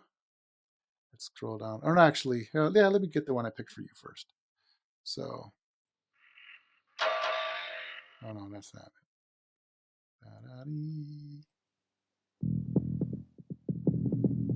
Okay, you seeing it straight ahead? Yeah, Okay, so you know what? I should have did a little more reminder because I've seen this movie obviously a while ago, probably like around the time The Ring came out, The Grudge came out, all the Japanese J horror rage, and so I of course wanted to dig deep and go back and just watch everything.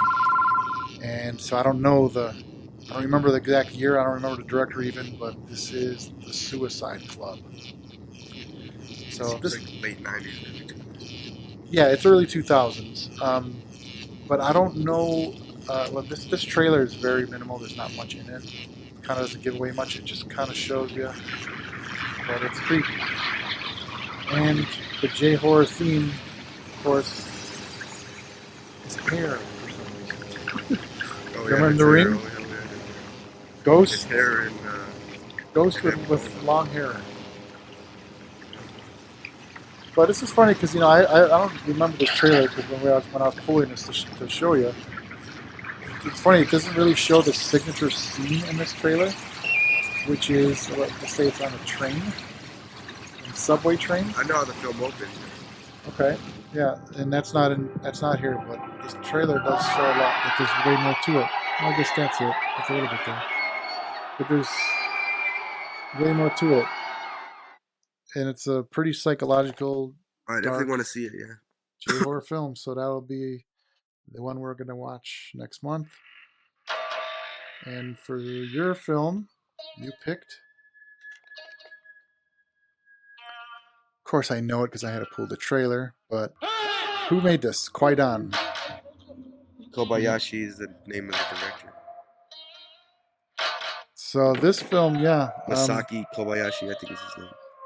yeah. You tell me more about it, but quickly, I'll just tell you what I know is that when I kept reading and doing some history research on J-horror at the time, this film came up all the time as the inspiration for The Ring. Yeah, and it's like Grudge. literally the most influential one. Yeah. So this looks like Well, I'll it's say what, this: the 60s? first story is good. His The had the second hair. story is gonna shock you, and then the third story is like, I think there's 4 stories if I remember correctly. But like they're all so great and they made in their own ways. Like Yeah. Koichi the Earless. Oh man, the imagery. Looks great. And this is definitely horror, right? This is And a cup J-horror. of tea is like a samurai one. Yeah, it's horror definitely. And you just got that right for Christmas. No, I got Onibaba. Oh, okay. Oh, that's right. That's right. Okay, so we have to get this one then.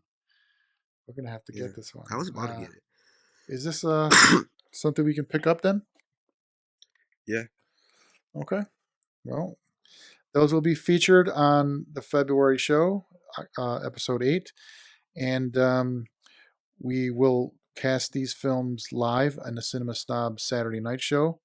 So if you want to watch the show along with us or watch the films with us, no talking. My screen, my films, when we show stuff on Cinema Snobs, is a no talk room and Bigscreen. Bigscreen, again, if you're not too familiar with it, is a app where you can watch films with people all over the world in avatar form, as we are here in the theater, and you can pick the theater you want. I chose the Grindhouse theater, the old school retro theater, and we show everything. And this is going to be the J Horror Month, and it's Saturday nights. And follow us on the socials on Instagram, and you'll know when we're airing and what we're doing. And Jake, tell everyone where we can find you and what you do. Still just writing reviews on Letterboxd. Trying to make this year another 500 film year because I haven't hit that in a while. I didn't reach my 500 film goal last year, but it's fine. Honestly, at this point, I just want to get 365 a year, just so I can say I watch a film every day. But still, that's like All the right, so ideal. But anyways, yeah, I don't consistently post on YouTube, which is the channel I'm posting this on, Speaking on Flicks. But whenever I feel like making something, I'll post it on here. I'm not active on anything else, so yeah. it's all good. Yeah, Speaking on Flicks is where you can find these shows and our past episodes. But Bigscreen is where you'll see the films we speak about and talk about and review. So we will see you next month. So thank you and Happy New Year.